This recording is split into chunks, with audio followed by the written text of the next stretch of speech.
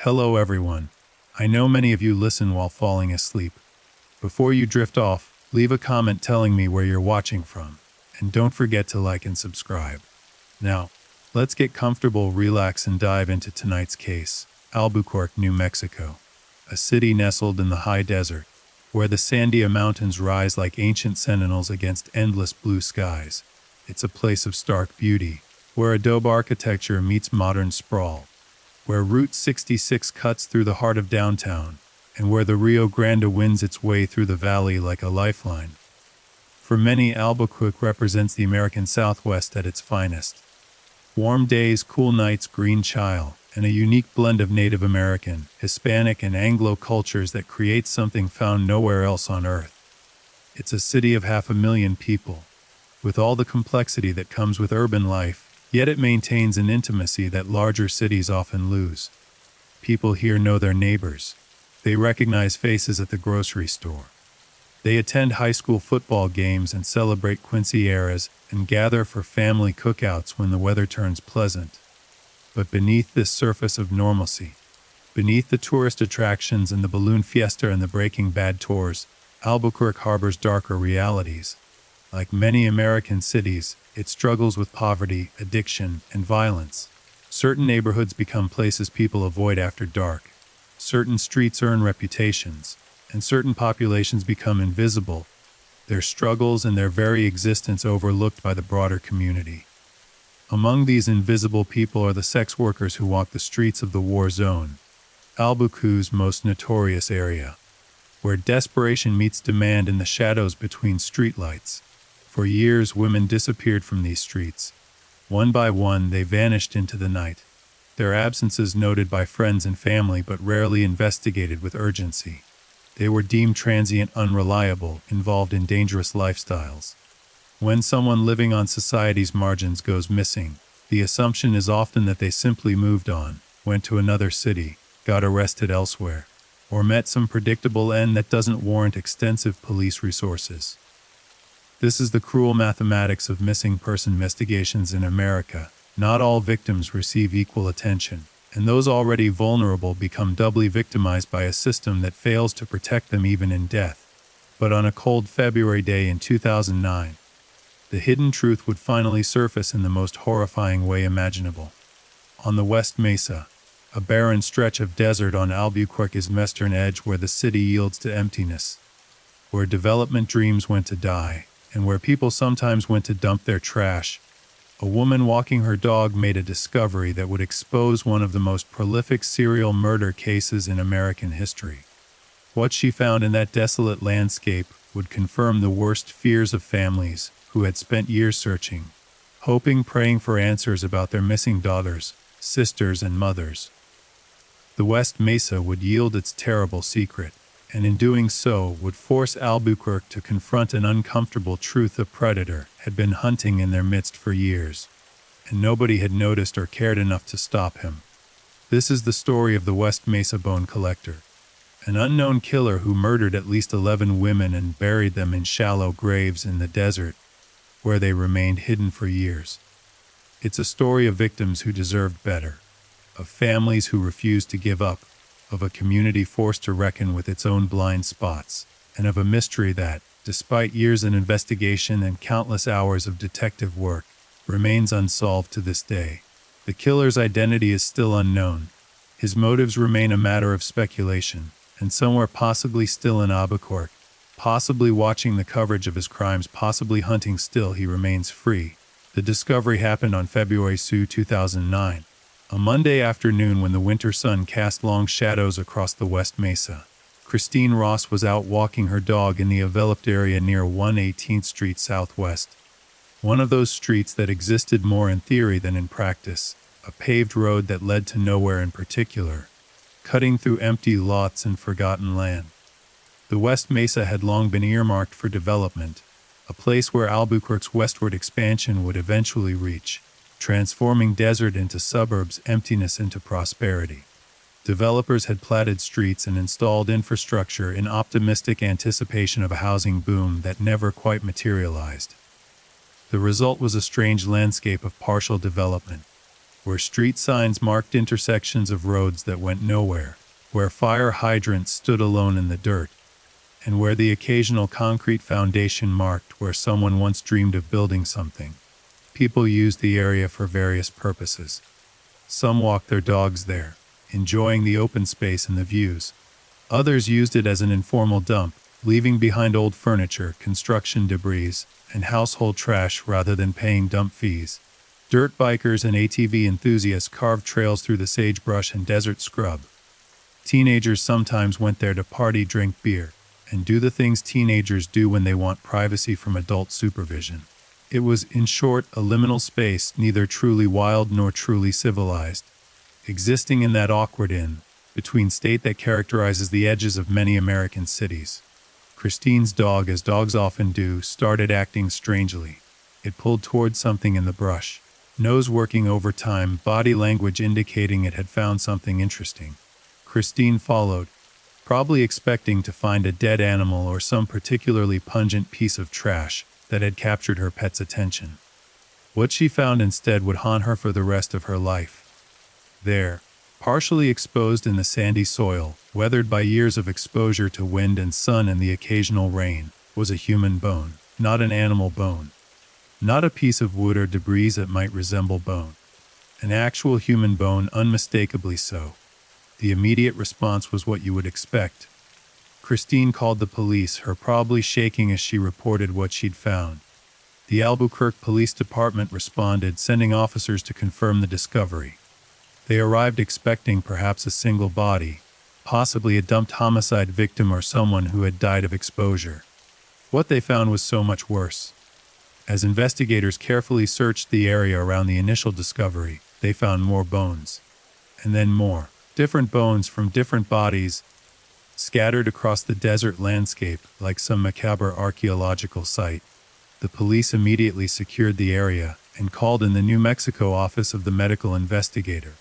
This was clearly not a single victim. This was not a simple case.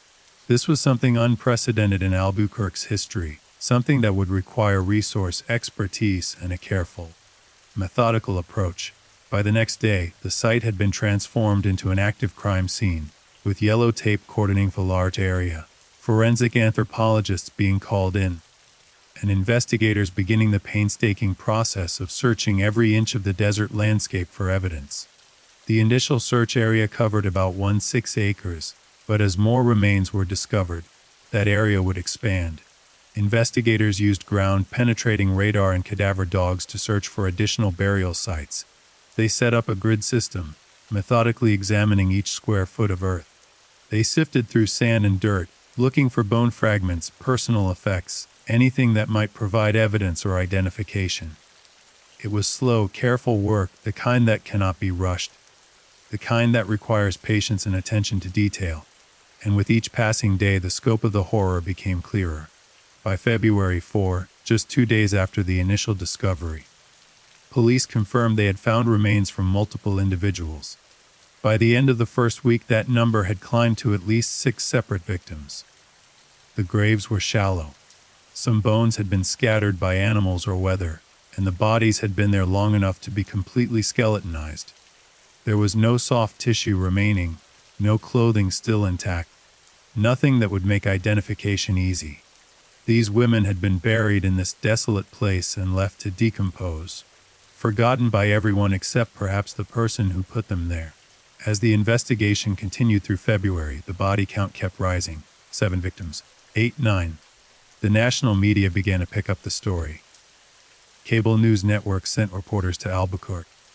The case drew comparisons to other serial murder cases, other dumping grounds where multiple victims had been found. There was the Green River Killer in Washington state, who had dumped bodies in remote areas. There was the Long Island serial killer, whose victims had been found along Ocean Parkway. Now Albuquerque had its own mass grave, its own serial killer, its own dark chapter in the annals of American crime. By the time the search concluded in late February, investigators had recovered the remains of 11 individuals from the West Mesa site. 11 separate victims, 11 lives ended and discarded in shallow graves in the desert. The graves were spread across the area in a pattern, that suggested they had been dug at different times, that the killer had returned to this location repeatedly over a period of years, using it as his personal burial ground.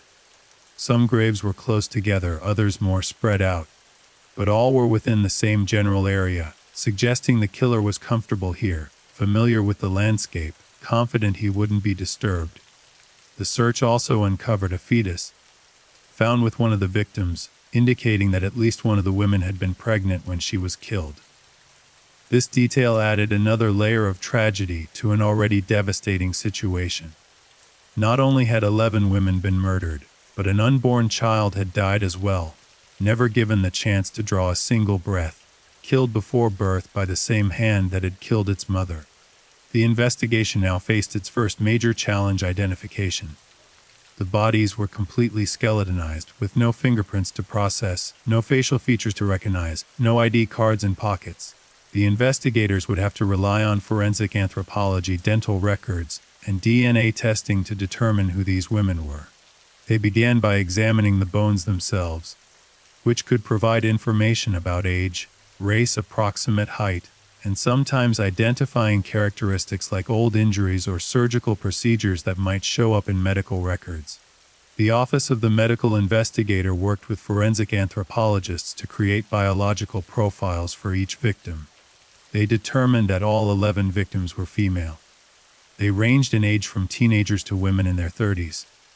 Most appeared to be of Hispanic ethnicity, though some were identified as white or Native American. They had all been buried within the same general time frame, likely between 2003 and 2005, though the exact dates were impossible to determine with precision. The state of decomposition and the weathering of the bones were consistent with them having been in the ground for several years before discovery. Dental records proved crucial for some identifications. Investigators reached out to dentists throughout New Mexico and beyond, trying to match the dental characteristics of the victims with records of missing women. DNA samples were collected from the bones and entered into databases, then compared against DNA samples voluntarily provided by families of missing women. This was painstaking work, complicated by the fact that not all missing persons have dental records on file, and not all families of missing women were aware their loved ones might be among the West Mesa victims. The first identifications came relatively quickly. Within weeks of the discovery, several victims had been positively identified, and as their names were released, a disturbing pattern emerged. These were not random women from all walks of life.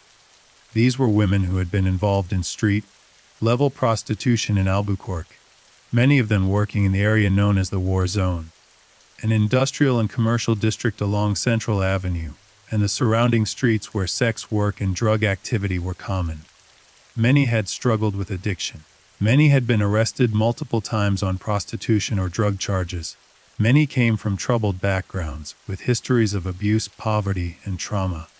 And almost all of them had been reported missing years earlier, with their disappearances documented but not vigorously investigated.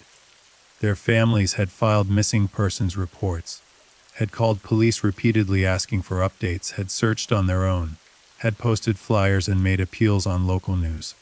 But in most cases, the investigations had gone nowhere. The women were classified as transient, as runaways, as people who had probably just left town or were lying low to avoid arrest warrants.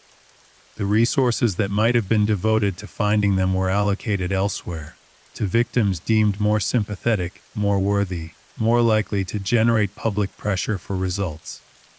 This is one of the most painful aspects of the West Mesa case, the knowledge that these women were vulnerable, that they had gone missing, that people who loved them had asked for help, and that the system had essentially shrugged and moved on. It's a pattern that repeats itself across the country, a pattern that serial killers have exploited for decades.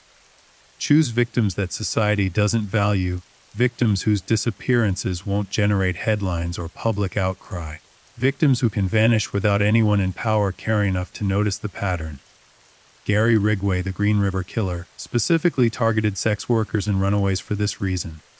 Robert Pickton in Canada did the same. The West Mesa Bone Collector, whoever he was, had clearly understood this dynamic and exploited it with brutal efficiency. The first victim to be identified was Jamie Barala, 24 years old at the time of her disappearance. Jamie had struggled with drug addiction and had worked as a prostitute to support her habit, a tragically common cycle that traps thousands of women across America. She had been reported missing by her family in 2004, and despite their pleas for help, little progress had been made in finding her. Now, 5 years later, her remains had been found in a shallow grave on the West Mesa, her life cut short by violence, her body discarded like trash. The second identification was Gina Michelle Valdez, who was only 23 when she disappeared in 2004. Gina was 5 months pregnant at the time of her death, and the fetal remains found at the site were confirmed to be her unborn child. Gina's family had reported her missing and had continued to search for her, never giving up hope that she might be found alive. The news that she had been murdered, and that her baby had died with her, was devastating beyond words. Gina had dreams of getting clean, of leaving the streets behind, of being a mother. The killer had stolen all of that from her, and from the child who never got to be born. More identifications followed in the weeks and months after the discovery. Monica Candelaria, 22, missing since 2003. Victoria Chavez, last seen in 2003. Virginia Cloven, 24, disappeared in Turin. Marquez, 24, missing since 2004. Julie Nieto, 24, last seen in 2004. Selenia Edwards, 15-yeared in 2004. Evelyn Salazar, 26, missing since 2004. Veronica Romero, 28, last seen in 2004. Cinnamon Elks, 32, disappeared, and the pattern was unmistakable. Almost all the women had disappeared in 2003 and 2004. A concentrated period of about 18 months during which the killer had apparently been most active. Almost all were in their 20s, with the exception of Selenia Edwards, who was only 15. A child. Almost all had been involved in sex work. Almost all had struggled with addiction. And almost all had been reported missing with little follow-up investigation. They had vanished from the streets of Albuquerque, and the city had barely noticed. Selenia Edwards' case was particularly heartbreaking. She was just a child, a ninth grader at Del Norte High School. A girl who should have been worried about homework and friends and school dances, not selling herself on the streets. Selenia had run away from home and had been reported missing by her family. But like the others, her disappearance hadn't generated significant investigative resources. She was classified as a runaway, a category that often receives minimal attention from overworked police departments. The fact that she had ended up among the West Mesa victims, that she had fallen into the same dangerous world as the adult women, that she had encountered the same killer, spoke to the vulnerability of young people who end up on the streets. Pray for anyone who wishes to exploit or harm them. As the identifications accumulated, the families of the victims experienced a complex mixture of emotions. There was grief, certainly, the overwhelming pain of having their worst fears confirmed, of knowing their loved ones were dead and had been for years. But there was also a strange sense of relief, the ending of uncertainty, the ability to finally have closure and lay their family members to rest. Many of these families had spent years in limbo, not knowing if their daughters or sisters or mothers were alive or dead, hoping against hope that they might return someday while simultaneously fearing the worst. Now they knew. It was terrible knowledge, nonetheless. The funerals came one by one, as identifications were confirmed and remains were released to families. There were services throughout Albuquerque, gatherings of grieving relatives and friends who remembered these women not as statistics or victims or prostitutes, but as people. As daughters who had played with dolls as children, as sisters who had shared bedrooms and secrets, as mothers who had loved their own children, as friends who had laughed and cried and dreamed of better days. The media coverage of these funerals was often the first time the broader public saw these women as fully human, the first time their stories were told in any depth, the first time anyone bothered to ask what had happened to them before they ended up in those graves. But even as the community mourned and the families buried their dead, the central question remained unanswered: who did this?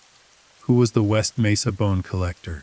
Who had killed at least 11 women and hidden their bodies in the desert for years? And perhaps most terrifying of all, was he still out there? the Albuquerque Police Department assembled a task force dedicated to the West Mesa investigation. Detectives began the enormous job of reviewing every scrap of evidence, interviewing hundreds of people, following up on every tip that came in from the public. They created a timeline of the disappearances, mapping out when each victim was last seen, and trying to find common threads. They interviewed other sex workers who had worked the same areas, asking about violent clients, scary encounters, anyone who stood out as particularly dangerous. They reviewed arrest records and police reports from the war zone, looking for patterns, for names that kept appearing, for anyone who had been arrested for assaults or suspicious behavior around the time the women disappeared. The investigation was complicated by the passage of time. These women had been missing for 5 to 6 years before their bodies were found. Memories fade. People move away. Records get purged, witnesses die or end up in prison or simply can't be located. The crime scenes themselves, the places where the women were actually killed, were unknown and likely long since cleaned or destroyed. The only crime scene investigators had to work with was the dump site on the West Mesa, and even that had been compromised by years of weather, animal activity, and the general degradation that occurs when human remains are left exposed to the elements. Forensic evidence from the burial site was limited. The killer had not left obvious clues. There were no weapons found with the bodies, no personal effects that might contain the killer's DNA, no notes or trophies or items that might link back to a suspect. The graves themselves were simple. Shallow depressions that had been dug by hand or with simple tools, then covered with dirt and left to blend into the surrounding landscape. The killer had been careful, or at least careful enough to avoid leaving obvious evidence. DNA testing of the remains did reveal one crucial piece of information. There was no evidence of sexual assault on the victims.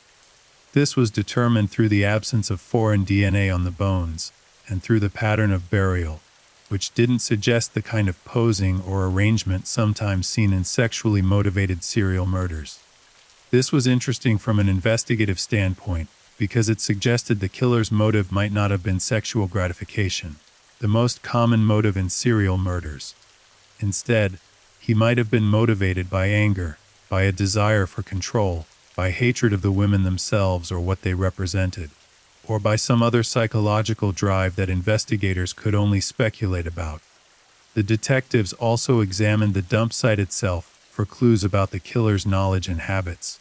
The West Mesa location was significant. It was remote enough to be private, to allow the killer to dig graves without being observed, but it was also accessible. Close enough to the city that he could reach it easily, probably within a short drive from where he picked up the victims. The fact that he returned to the same general area repeatedly suggested he was comfortable there, that he knew the area well, that he was confident about when it would be empty, and when he might be at risk of discovery. Some investigators theorized that the killer might live on the West Mesa or nearby, that the dump site might be close to his home or workplace. Others thought he might have worked in construction, or a similar field, that would have given him reason to be familiar with the area's undeveloped lots and infrastructure. The presence of those partially built streets and unused lots suggested someone who understood the rhythm of development, who knew which areas were monitored and which were forgotten. The FBI became involved in the investigation, bringing additional resources and expertise. Behavioral analysts from the FBI's Behavioral Analysis Unit reviewed the case and created a profile of the likely killer. He was probably a white or Hispanic male, and likely in his 30s to 50s at the time of the murders. He probably had a vehicle, likely a truck or van, that allowed him to transport bodies without attracting attention. He was probably familiar with the victim's lifestyle and the areas where they worked, suggesting he might have been a client of prostitutes or might have lived or worked in the war zone area. He was organized enough to avoid detection for years, to select victims who wouldn't be missed, and to dispose of bodies in a way that kept them hidden. But he was also comfortable with the area where he dumped the bodies, suggesting local knowledge. The profile also suggested the killer might have had previous arrests for soliciting prostitutes, assault, domestic violence, or other crimes that would indicate a propensity for violence against women. Detectives began cross-referencing arrest records with the geographic profile, looking for men who fit the general description and had been arrested in or near the war zone during the relevant time period. It was tedious work, requiring hours of database searches and record reviews, but it was the kind of systematic approach that sometimes yields results in serial murder investigations. Meanwhile, tips poured in from the public. The case had generated enormous media attention, both locally and nationally. People called with theories, with suspicions about neighbors or ex-boyfriends or family members. Some tips were obviously worthless, the product of paranoia or misunderstanding or a desire for attention. But others seemed promising and required follow-up. Every tip had to be evaluated, documented, and investigated to the extent resources allowed. The task force set up a dedicated phone line and email address for West Mesa tips, and the volume of information coming in was at times overwhelming. One name that came up repeatedly in the investigation was Lorenzo Montoya. Montoya was a local man who had been known to frequent the war zone, and who had been arrested on suspicion of trying to abduct a sex worker in 1999, several years before the West Mesa victims disappeared. That case had fallen apart when the victim, a sex worker, had been too afraid to testify, a common problem in prosecuting women in prostitution. In December 2006, Montoya himself had been found dead in his home, the victim of an apparent suicide or murder by someone connected to him. The circumstances were murky, but he was dead, and therefore couldn't be questioned about the West Mesa murders. Montoya became a person of interest in the investigation. Detectives looked into his background, his habits, his movements during the time when the women disappeared. They discovered he had worked as a photographer and had taken pictures of sex workers, possibly as part of some personal collection or possibly for more sinister purposes. His home was searched, and investigators found items that suggested he had been involved with sex workers, including photographs and personal effects. But they found no definitive evidence linking him to the murders. No trophies from the victims. No journals describing the crimes. No physical evidence that placed him at the dump site or with any of the victims at the time of their deaths. The investigation into Montoya was complicated by the fact that he was already dead and had been for years before the bodies were discovered. His DNA could be compared against any DNA found on the victims, but as mentioned, no foreign DNA had been recovered from the remains. His known vehicles could be examined for evidence, but time and subsequent owners had made that trail cold. His associates could be interviewed, but people's memories of someone who died in 2006 were understandably fuzzy by 2009. Still, Montoya remained one of the strongest persons of interest in the case. Some investigators believed he was the killer, and that his death had ended the murder spree, explaining why no similar victims had been found from after 2005. Others were less certain, pointing to the lack of physical evidence and noting that Montoya, while certainly a bad person with violent tendencies, might not have been the West Mesa killer at all. Without a confession or definitive physical evidence, it was impossible to say for certain. Other suspects emerged as the investigation progressed, each bringing their own set of circumstances that made them worth examining. One such individual was a long-haul truck driver who had been known to frequent the Albuquerque area during the time frame when the women disappeared. Truck drivers have long been of interest in serial murder investigations because their profession gives them mobility, access to different locations, and a built-in excuse for being in various places at various times. The Green River Killer had considered becoming a truck driver for exactly these reasons.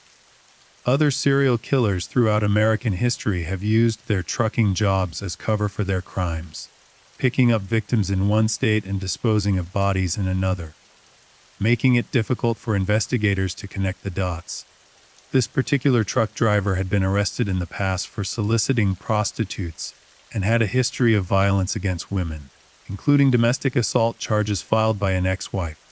Detectives tracked down his route logs from the time period in question and discovered that he had indeed been in Albuquerque during several of the disappearances. He had made regular stops in the city, usually staying for a night or two before continuing on his route. The timing was suggestive, but it wasn't proof. Thousands of people pass through Albuquerque every day, and the fact that someone was present when a crime occurred doesn't make them the perpetrator. The truck driver was interviewed multiple times. He admitted to having been a client of prostitutes in Albuquerque and other cities, acknowledging that he had a problem with sex addiction and that he had sought out sex workers during his lonely nights on the road. But he vehemently denied any involvement in violence against sex workers, denied knowing any of the victims, and denied ever being on the West Mesa. His DNA was collected and compared against any potential DNA evidence from the case, but no matches were found. His truck, which had long since been sold to another owner, was located and examined, but years had passed and any potential evidence had been lost to time and subsequent use. Without physical evidence or witness testimony placing him with any of the victims, investigators couldn't pursue charges. He remained a person of interest, someone who couldn't be completely ruled out, but who also couldn't be definitively connected to the crimes. This would become a recurring theme in the West Mesa investigation: suspects who seemed promising, but who couldn't be conclusively linked to the murders, leaving investigators with frustrating dead ends and unanswered questions. Another theory that gained some traction involved the possibility of multiple killers working together. Some criminologists and investigators wondered whether the 11 murders could have been committed by more than one person. Perhaps a team of killers or a series of copycat murders by different perpetrators who happened to use the same dump site. This theory was based partly on the slight variations in the burial patterns and partly on the statistical rarity of a single serial killer murdering so many victims in such a short time frame without being caught or making a significant mistake. However, most experts disagreed with the multiple killer theory. The victims were all remarkably similar in profile: women involved in sex work, similar age ranges, taken from the same general area, buried in the same location using the same general method. Serial killers develop patterns, signatures that reflect their psychological needs and their methods of operation. The West Mesa cases showed a consistency that suggested a single perpetrator with a specific victim preference and a reliable method of disposal. If multiple killers had been involved, you would expect to see more variation in victimology, burial methods, or geographic patterns. The behavioral analysts from the FBI were particularly adamant this was the work of a single offender. They pointed to the concentrated time frame of the disappearances, all within about 18 months, which suggested someone who was actively killing during that period and then stopped. They noted the careful selection of victims who wouldn't be vigorously searched for, which required a certain understanding of how missing persons investigations work and which populations receive less attention. They emphasized the familiarity with the dump site, the repeated use of the same general area, which indicated comfort and control, and typically comes from a single individual's experience, rather than coordination among multiple killers. As the investigation continued through 2009 and into 2010, detectives worked to build comprehensive profiles of each victim's last known movements. They interviewed family members, friends, associates, and anyone who had seen the women in the days and weeks before they disappeared. They reviewed surveillance footage from businesses in the war zone, though much of it had been recorded over or discarded years earlier. They talked to other sex workers, asking them to remember back 5 or 6 years to whether they had noticed anyone particularly threatening, any clients who stood out, any vehicles that appeared repeatedly in the area. These interviews painted a picture of the victims' lives that was both heartbreaking and illuminating. These were not women who had chosen sex work as a career path or who were thriving in their circumstances. These were women who had been pushed into desperate situations by addiction, by poverty, by abuse, by lack of opportunity, by all the forces that trap people at the margins of society. Many had started using drugs in their teens, had dropped out of school, had been sexually abused as children, had run away from home to escape violence. The drugs created a need for money, and sex work was the fastest way to get it. And so they walked the streets of the war zone, getting into cars with strangers, taking risks that most people would never consider, all to feed an addiction that had hijacked their brains and their lives. Jamie Barilla, the first victim to be identified, had been a bright child with artistic talent. Her family remembered her drawing pictures and making crafts, remembered her smile and her energy.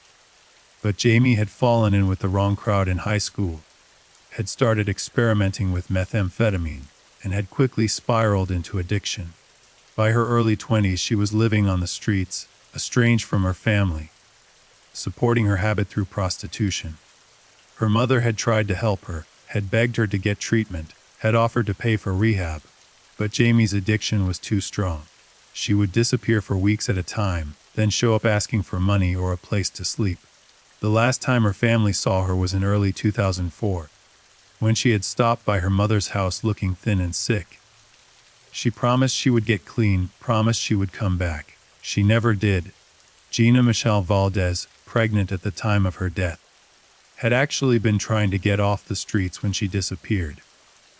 She had told friends and family that she wanted it clean for the baby, that she was tired of the life she was living, that she wanted to be a good mother. Gina had enrolled in a methadone program and had been attending counseling sessions. She had reconnected with her own mother and was staying with her periodically, trying to rebuild their relationship. But addiction is a powerful force, and Gina had struggled with relapses. On the day she disappeared in August 2004, she had told her mother she was going out to meet someone but would be back later. That was the last time anyone in her family saw her alive. The someone she went to meet might have been a client, might have been a dealer, or might have been the man who killed her. Monica Candelaria had been only 22 when she vanished in 2003, one of the earliest victims in the series. Monica had struggled with heroin addiction and had been arrested multiple times for prostitution and drug possession. Her family described her as sweet and loving, someone who had never been the same after being molested by a family friend when she was young. That trauma had set her on a path of self-destruction, seeking numbness through drugs and engaging in increasingly risky behavior. Monica's mother had reported her missing when she stopped calling and didn't show up for her younger sister's birthday, something Monica had never missed before. The police had taken the report but had done little with it, assuming Monica would turn up eventually, or that she had simply left town to avoid arrest warrants. Victoria Chavez, also 24 at the time of her disappearance, had left behind 2 young children who were being raised by her mother. Victoria had lost custody of her kids due to her addiction and her lifestyle, a loss that had devastated her but that she seemed unable to overcome. She would visit her children occasionally, bringing small gifts she could afford, promising them she would get better and they could be together again. Her mother, caring for Victoria's children while mourning her own daughter, remembered the last visit. Victoria had seemed upbeat, had talked about getting into treatment, about turning her life around. She kissed her kids goodbye and walked out the door into the Albuquerque night. She never came back to see them again.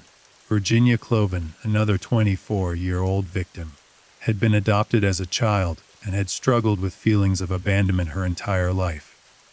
Her adoptive family had tried to provide her with stability and love, but Virginia had always felt like she didn't belong, like there was something wrong with her. She started using drugs in high fit-in as a way to feel accepted by a peer group, and quickly became addicted to methamphetamine. By her early 20s, she was supporting her habit through sex work. Her adoptive parents never gave up on her, never stopped trying to bring her home, but Virginia kept slipping away. When she disappeared in 2004, they filed a missing persons report immediately and called the police every week asking for updates. They were told repeatedly that Virginia was an adult, that she had a history of not staying in touch, that she would probably surface eventually. She did surface years later. Her bones recovered from a shallow grave in the desert. Doreen Marquez, also 24, had been a mother of 3. Her children were in the care of her family, while Doreen struggled with crack cocaine addiction.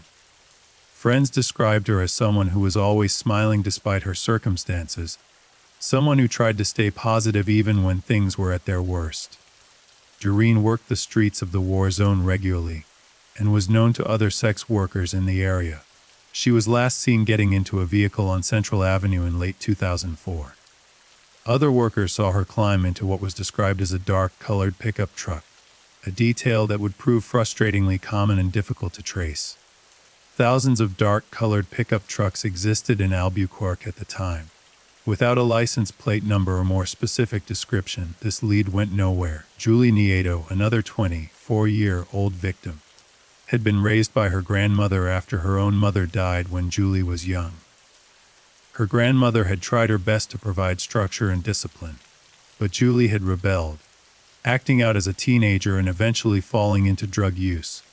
Methamphetamine became her drug of choice, and prostitution became her means of affording it.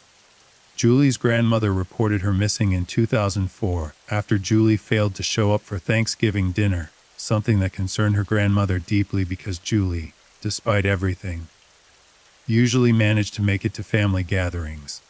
The police told her grandmother that Julie was probably just on a bender and would turn up when she ran out of money or got arrested. That casual dismissal haunted her grandmother for years, the knowledge that she had asked for help and been told not to worry. Selenia Edwards was different from the other victims in one crucial respect. She was only 15 years old.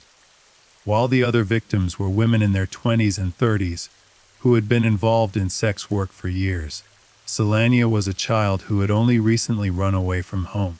She had been having problems at school and at home, typical teenage rebellion that had escalated into something more serious. She ran away in June 2004 and ended up on the streets, where she quickly became prey for the predators who lurk in those spaces. How she ended up working as a prostitute at such a young age speaks to the vulnerability of runaway children and the speed with can be exploited and victimized. Selenia's mother had reported her missing immediately and had searched frantically for her daughter. She put up flyers throughout Albuquerque, checked homeless camps and known hangouts for runaway teens, called hospitals and jails. She begged police to search harder, to treat Selenia's disappearance as the emergency it was. But Selenia was classified as a runaway, a category that typically receives minimal investigative resources, especially when the runaway is a teenager with a history of conflict at home. The assumption is that runaways will come back on their own, or will be picked up by police eventually. Sometimes they do, sometimes they end up in graves in the desert. Evelyn Salazar, 26 at the time of her disappearance, had been trying to escape an abusive relationship when she went missing in 2004. Friends said Evelyn had been scared of her boyfriend, who had beaten her multiple times and had threatened to kill her if she left him. She had been staying with friends trying to avoid him, but she needed money and had returned to sex work despite the risks. The last time anyone saw her was in the war zone in late 2004. Some investigators wondered whether her abusive boyfriend might have killed her. But when he was questioned, he had an alibi for the time of her disappearance and seemed genuinely shocked to learn she was dead. Without evidence connecting him to the crime, he couldn't be charged, but the question lingered. Veronica Romero, 28 years old, had been one of the older victims. Veronica had been working the streets for years by the time she disappeared in 2004, long enough to have become a familiar face in the war zone. Other sex workers knew her and generally liked her. She was described as someone who looked out for the younger girls, who would share cigarettes and warn about dangerous clients. Veronica's disappearance was actually noted by other workers in the area, who mentioned to police that they hadn't seen her around lately. But again, the assumption was that she had moved to another city or was lying low for some reason. Nobody imagined she was already dead, buried in the desert. Cinnamon Elks, at 32, was the oldest of the identified victims. Cinnamon had struggled with addiction for most of her adult life and had cycled through periods of treatment and relapse. She had been clean for a while in the early 2000s, had held down a job at a retail store, had reconnected with her family. But she had relapsed in late 2003 and had returned to the streets. Her family tried to help her, tried to get her back into treatment, but Cinnamon was resistant. She disappeared in 2004, and her family, a broken but not entirely surprised given her lifestyle, reported her missing and hoped she would eventually contact them. That contact never came. The 11th victim presented a unique challenge despite extensive efforts.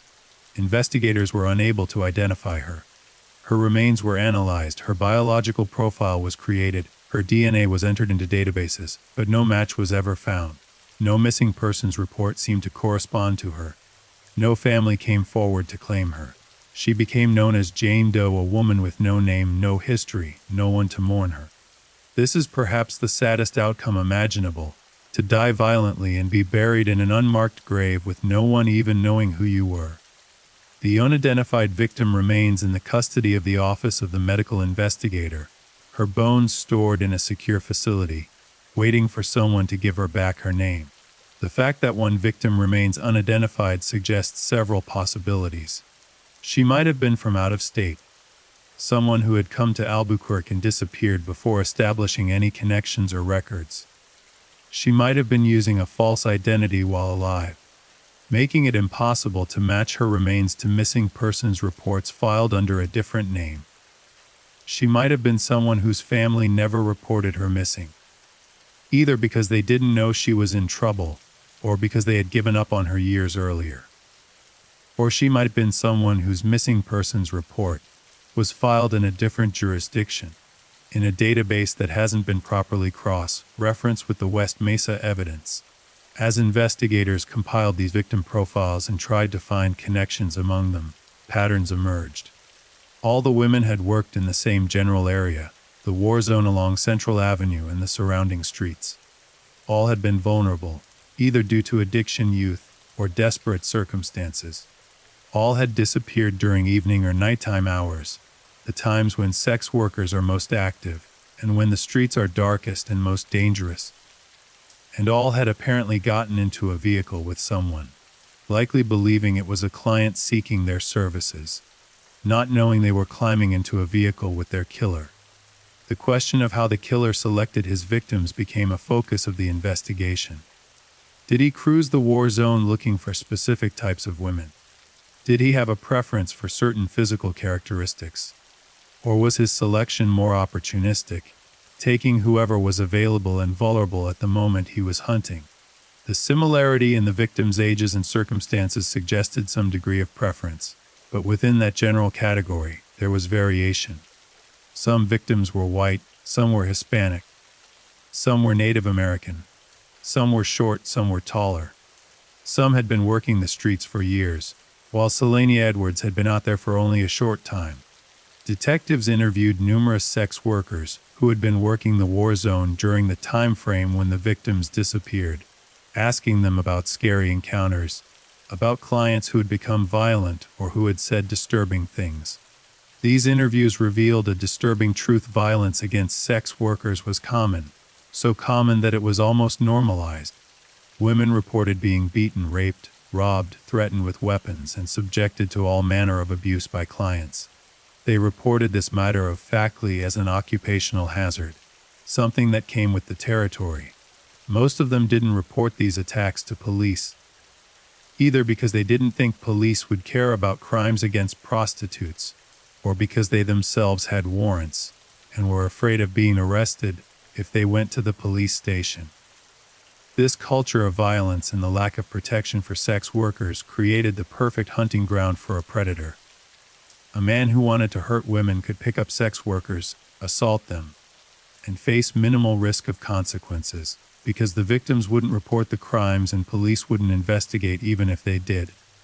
Most of these men weren't serial killers, just ordinary abusers who exploited vulnerable women. But the environment that allowed them to operate with impunity was the same environment that allowed the West Mesa bone collector to kill repeatedly without being caught. Several women reported encounters with a man driving a dark pickup truck who had become violent or aggressive. One woman said he had tried to choke her during a transaction, but she had managed to escape. Another said he had pulled a knife and demanded his money back after the encounter was complete. Another said he had driven her out to the West Mesa, which had terrified her, but he had ultimately let her go.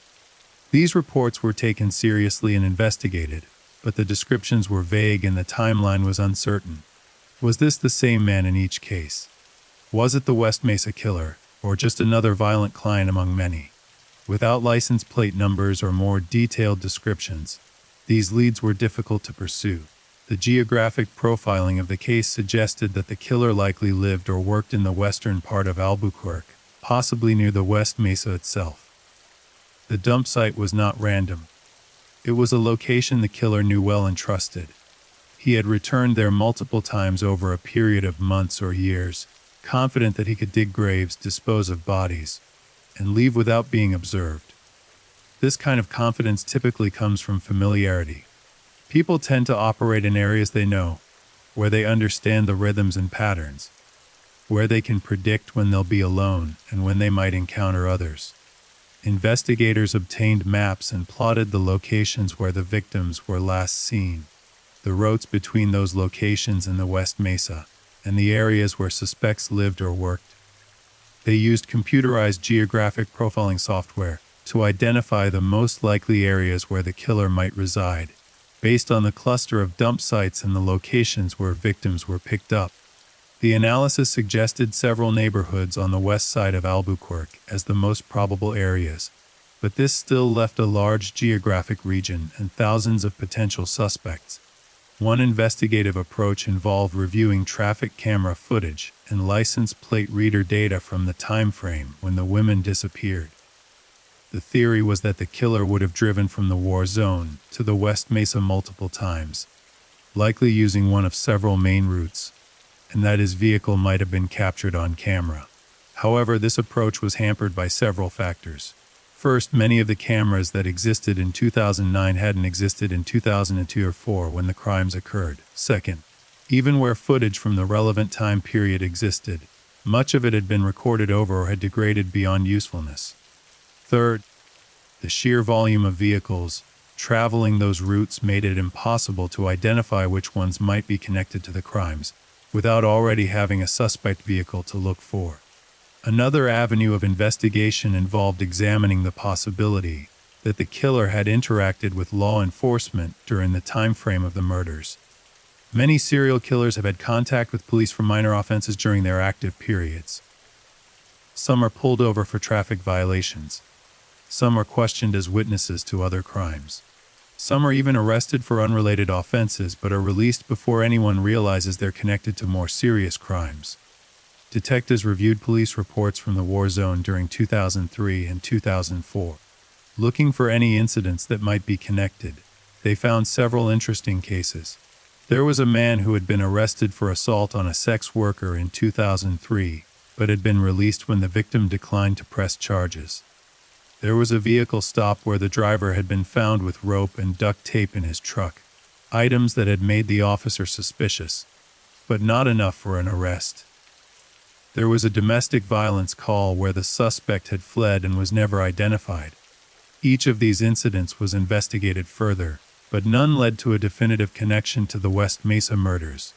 The investigation also looked at other unsolved crimes against sex workers in Albuquerque and surrounding areas. Were there other victims who hadn't been found? Were there assaults or attempted murders that might have been committed by the same offender? They found several cases worth examining.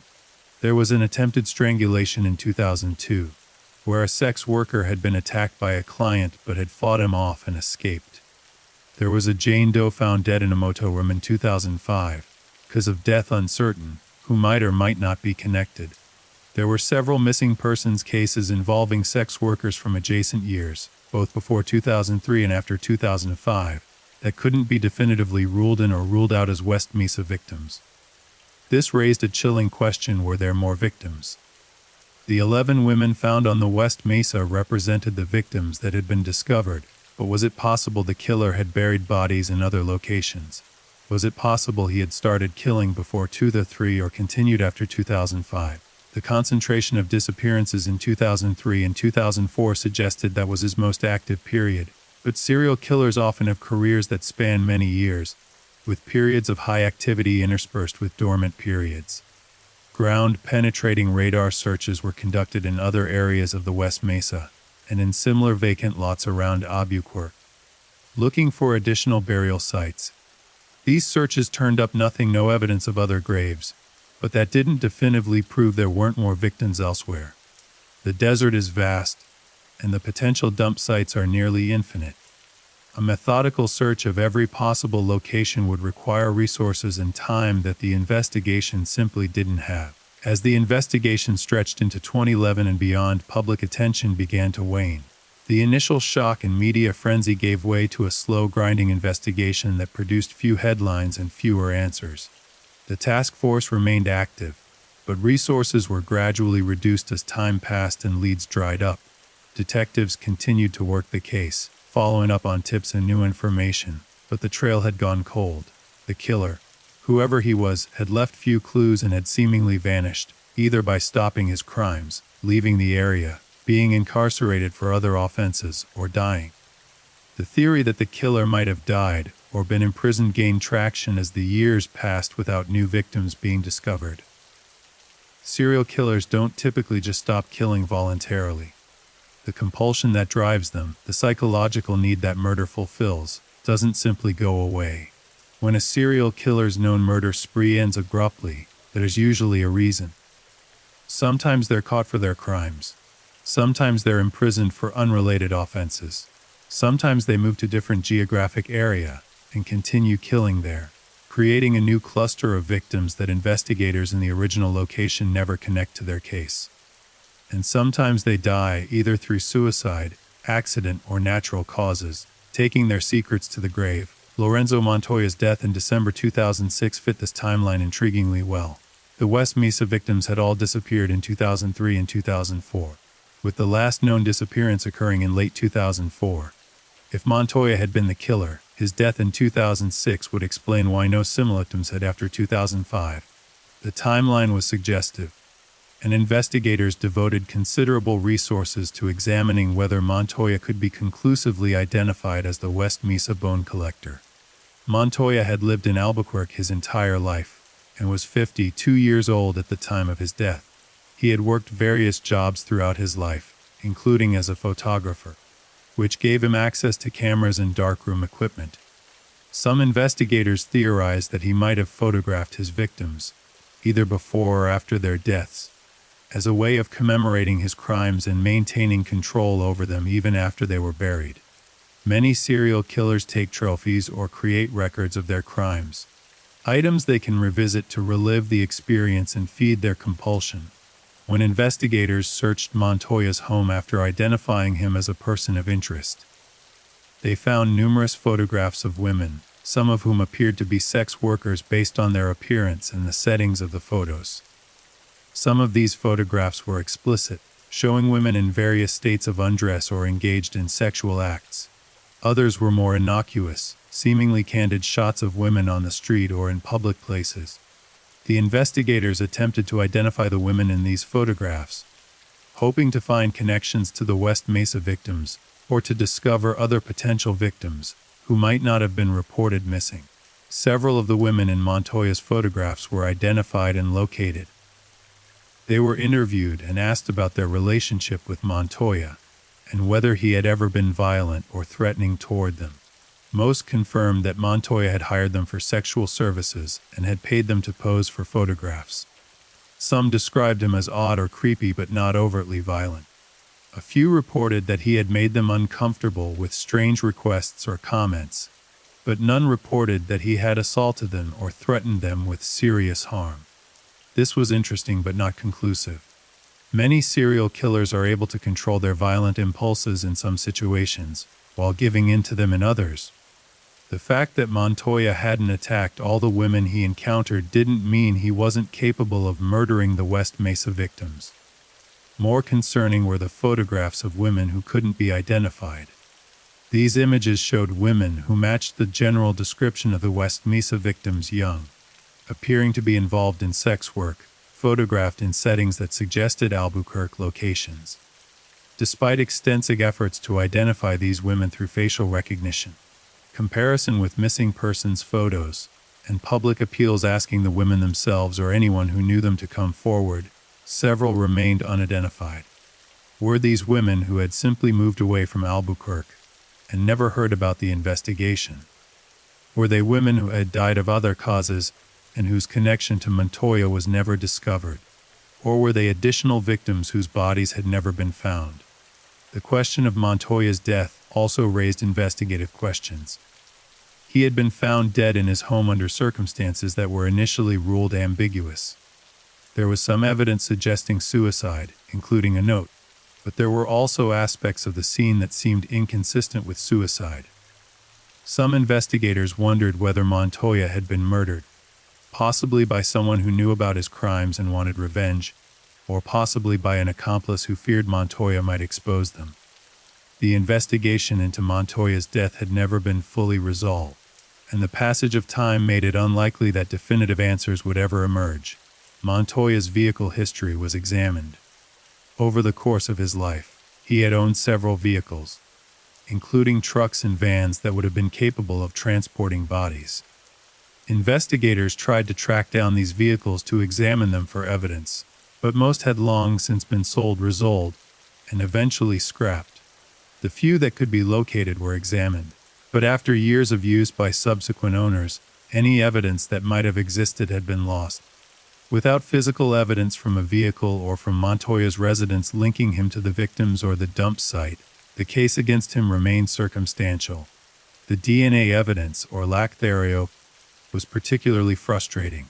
If Montoya had sexually assaulted the victims before killing them, his DNA should have been present on their remains. But no foreign DNA had been recovered, either because the killer hadn't sexually assaulted the victims, or because years of exposure to the elements had degraded DNA beyond recovery. Montoya's DNA was on file from a previous arrest, and it was compared against any potential evidence from the West Mesa site, but no matches were found. This didn't rule him out as the killer, but it didn't confirm him either. Behavioral analysis of Montoya suggested he fit some aspects of the profile of the West Mesa killer but not others. He was local, knew the area well, had a documented interest in sex workers, and had a history of at least one attempted abduction. These factors made him a viable suspect. However, some aspects of his background didn't fit as neatly. Montoya had no known history of actual violence against women beyond the one attempted abduction in 1999. He had never been convicted of assault, rape, or murder. His criminal record was relatively minor, consisting mostly of traffic violations and one arrest for solicitation. Serial killers often have escalating patterns in their backgrounds, moving from minor offenses to more serious crimes before eventually committing murder. Montoya's background didn't show this clear pattern of escalation. Some forensic psychologists questioned whether Montoya had the psychological profile typical of serial killers. While he clearly had problematic behaviors and interests, particularly his fixation on photographing sex workers, this didn't necessarily indicate he was capable of the sustained, organized violence required to kill 11 women over an 18-month period. Serial murder requires a particular combination of psychological characteristics: the ability to plan and execute complex crimes, the emotional detachment necessary to kill repeatedly, the organizational skills to avoid detection, and the psychological compulsion that drives the killings. Not every person with deviant sexual interests, or even with a history of one violent incident, possesses all these characteristics. Despite these uncertainties, Montoya remained the strongest person of interest in the case for years. The timeline of his death coinciding with the end of the murder spree, his geographic proximity to both the war zone and the West Mesa, his documented interest in sex workers, and his previous attempted abduction all pointed toward him as a viable suspect. In the absence of any stronger candidate, many investigators came to believe, though they couldn't prove, that Montoya was like the West Mesa bone collector. However, other investigators weren't convinced. They pointed to the lack of physical evidence, the absence of any witnesses placing Montoya with any of the victims, and the circumstantial nature of the entire case against him. They noted that focusing too heavily on one suspect, particularly a dead one who couldn't defend himself or provide information, risked causing investigators to miss other leads or other suspects. This tension between those who believed Montoya was the killer and those who thought the investigation should remain broader reflected a common challenge in cold case investigations: how to balance the need to focus resources on the most promising leads against the risk of tunnel vision. Another suspect who drew significant investigative attention was a man named Ron Irwin. Irwin was a different type of suspect than Montoya, with a background that included more explicit violence and a criminal history that suggested dangerousness. Irwin had worked as a pimp in Albuquerque during the time period when the West Mesa victims disappeared. He had multiple arrests for assault, battery, and weapons charges.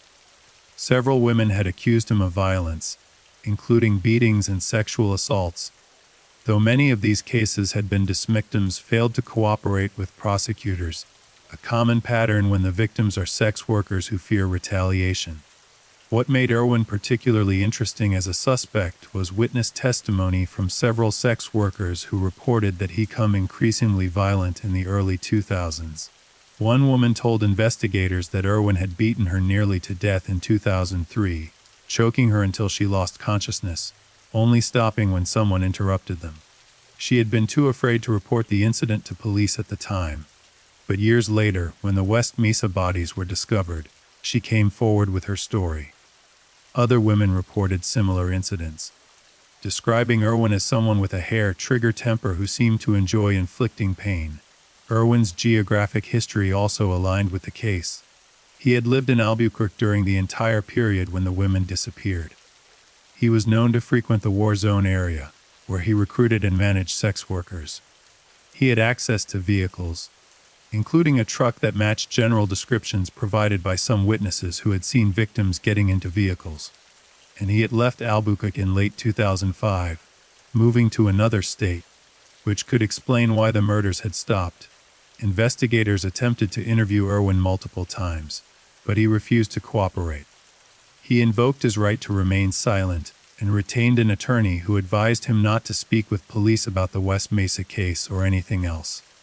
This was his constitutional right, and the fact that he exercised it didn't prove guilt, but it did prevent investigators from gathering information that might have ruled him in or out as a suspect. Attempts to obtain search warrants for Irwin's property and vehicles were complicated by the fact that he now lived in a different state, and that the evidence connecting him to the West Mesa murders was largely testimonial rather than physical. Irwin's DNA was eventually obtained through a surreptitious collection method, where investigators retrieved a discarded item he had touched and extracted DNA from it. This DNA was compared against any potential evidence from the West Mesa case, but as with Montoya, no matches were found. Again, this didn't necessarily rule him out. Given the degraded state of any potential DNA evidence from the dump site, but it didn't provide the definitive link investigators hoped for. The case against Irwin remained circumstantial. He was violent, he was in the right place at the right time. He had access to the victim population, and he had left town around the time the murders stopped. But without physical evidence, without witness testimony placing him with any of the victims immediately before their deaths, and without a confession, there wasn't enough to charge him with the murders. He remained a person of interest, but like Montoya, he couldn't be definitively identified as the killer. A third suspect emerged from an unlikely source, a tip from an inmate in the New Mexico prison system. The inmate claimed that his cellmate had confessed to killing women in Albuquerque and burying them on the West Mesa. The cellmate in question was a man named Joseph Martinez, who was serving time for unrelated violent offenses including aggravated assault. According to the informant, Martinez had described the murders in detail, including how he had picked up sex workers, killed them, and buried them in the desert. Prison informant testimony is notoriously unreliable. Inmates sometimes fabricate or exaggerate information in hopes of receiving benefits like reduced sentences, better prison conditions, or transfers to more desirable facilities. They might misinterpret overheard conversations or embellish stories they've heard from other inmates. For these reasons, investigators approach such tips with skepticism, requiring corroboration before giving them significant weight. However, the information provided by this particular informant included details that hadn't been made public. Details that suggested the informant's cellmate might have actual knowledge of the crimes. These details included specific information about the burial site, about the condition of some of the bodies, and about the method of killing. Investigators took this seriously and began examining Joseph Martinez as a potential suspect. Martinez fit some aspects of the profile. He had lived in Albuquerque during the relevant time period. He had a history of violence against women, including assault and battery convictions. He had worked in construction, which meant he would have been familiar with undeveloped areas like the West Mesa, and would have had access to tools that could be used for digging graves. And he had been arrested and imprisoned in late 2005, which aligned with the apparent end of the murder spree. Investigators interviewed Martinez directly, confronting him with the informant's allegations. Martinez denied any involvement in the West Mesa murders. He acknowledged that he had committed crimes and deserved to be in prison for what he had done. But he insisted he was not a serial killer and had never murdered anyone. He suggested that the informant was lying, either to gain favor with authorities or to cause him trouble. He refused to provide details about his whereabouts during the specific time periods when the victims disappeared, invoking his Fifth Amendment right against self-incrimination. The investigation into Martinez included reviewing his criminal history, interviewing people who had known him during the early 2000s, and attempting to place him at the West Mesa dump site or with any of the victims. This investigation revealed that Martinez had indeed known some of the victims. He had been arrested alongside one of them on drug charges in 2003, which placed him in the same social circle. He had been seen in the war zone area multiple times during the relevant period, according to witnesses, and his construction work had taken him to the west side of Albuquerque, in areas near the dump site. However, and knowing some of the victims and being in the general area didn't constitute proof of murder. Many people had known the victims. The war zone was a small community in many ways, with regular clients, dealers, and other sex workers all forming an interconnected web of relationships. And many people worked on the west side of Albuquerque, or had reason to be in that area. Without physical evidence or credible witness testimony, the case against Martinez remained weak. The prison informant was polygraphed, and the results were inconclusive. He showed deception on some questions and truthfulness on others, a mixed result that didn't definitively prove or disprove his claims. Further investigation into the informant's background revealed that he had provided information to authorities before, some of which had proven accurate and some of which had not. This didn't help clarify whether his current information about Martinez was reliable. Ultimately, investigators were unable to develop sufficient evidence to charge Martinez with the West Mesa murders. Like Montoya and Irwin, he remained a person of interest, but not a confirmed suspect. The case file grew thicker with various persons of interest, but none of them could be definitively identified as the killer. The investigation also examined the possibility that the killer might not have been someone with an extensive criminal history. Some serial killers manage to avoid arrest for years, either because they're careful about their crimes, or because they're able to maintain a facade of normalcy that deflects suspicion. Dennis Rader, the BTK killer, had been a married family man and church leader who managed to hide his crimes for decades. Gary Ridgway had been arrested for soliciting prostitutes, but had passed a polygraph test when questioned about the Green River murders, remaining free to kill for years afterward. It was possible that the West Mesa bone collector was similarly someone who blended into normal society, someone without an obvious criminal history, someone who had never been on law enforcement's radar. This possibility made the investigation exponentially more difficult. If the killer wasn't someone with a prior record, wasn't someone known to frequent the war zone, wasn't someone who had come to police attention for related offenses, then the pool of potential suspects expanded to include essentially any adult male in the Albuquerque area during the relevant time period. That meant potentially hundreds of thousands of people, an investigative challenge that no police department had the resources to properly address. Geographic profiling and behavioral analysis could narrow the field somewhat, focusing on men who lived or worked on the west side of Albuquerque, who would have had opportunity to frequent the war zone without attracting attention, who had access to vehicles suitable for transporting bodies, and who fit the general age and demographic profile suggested by the behavioral analysis. But even with these parameters, the number of potential suspects remained enormous. Some investigators explored the possibility that the killer might have been someone in a position of authority or trust, someone whose presence in the war zone wouldn't have seemed suspicious. This could include police officers, security guards, taxi drivers, or anyone else who had a legitimate reason to be in the area at all hours. Sex workers are often willing to get into vehicles with such individuals because they seem safer than random clients, and this trust could have been exploited by a predator.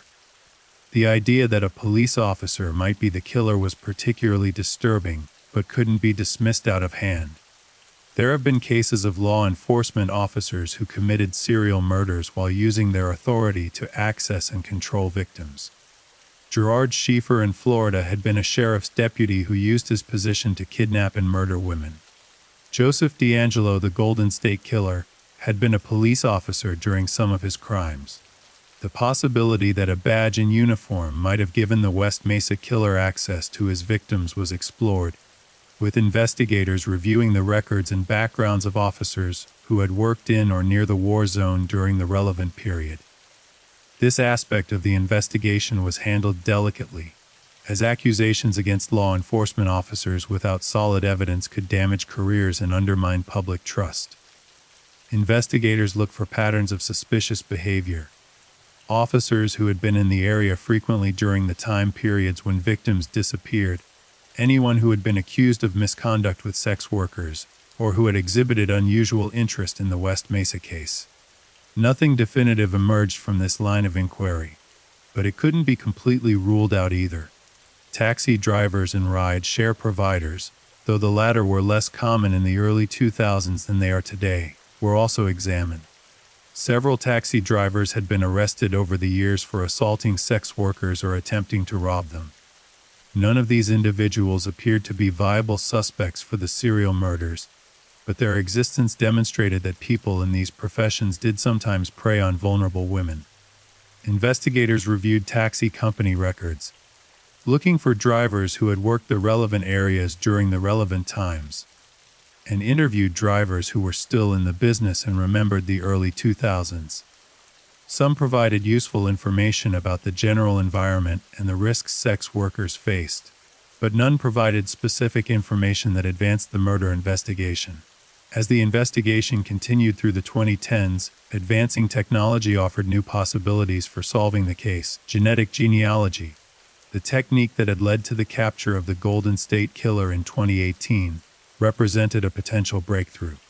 This method involves taking DNA from a crime scene and uploading it to public genetic genealogy databases, then using family tree analysis to identify potential suspects.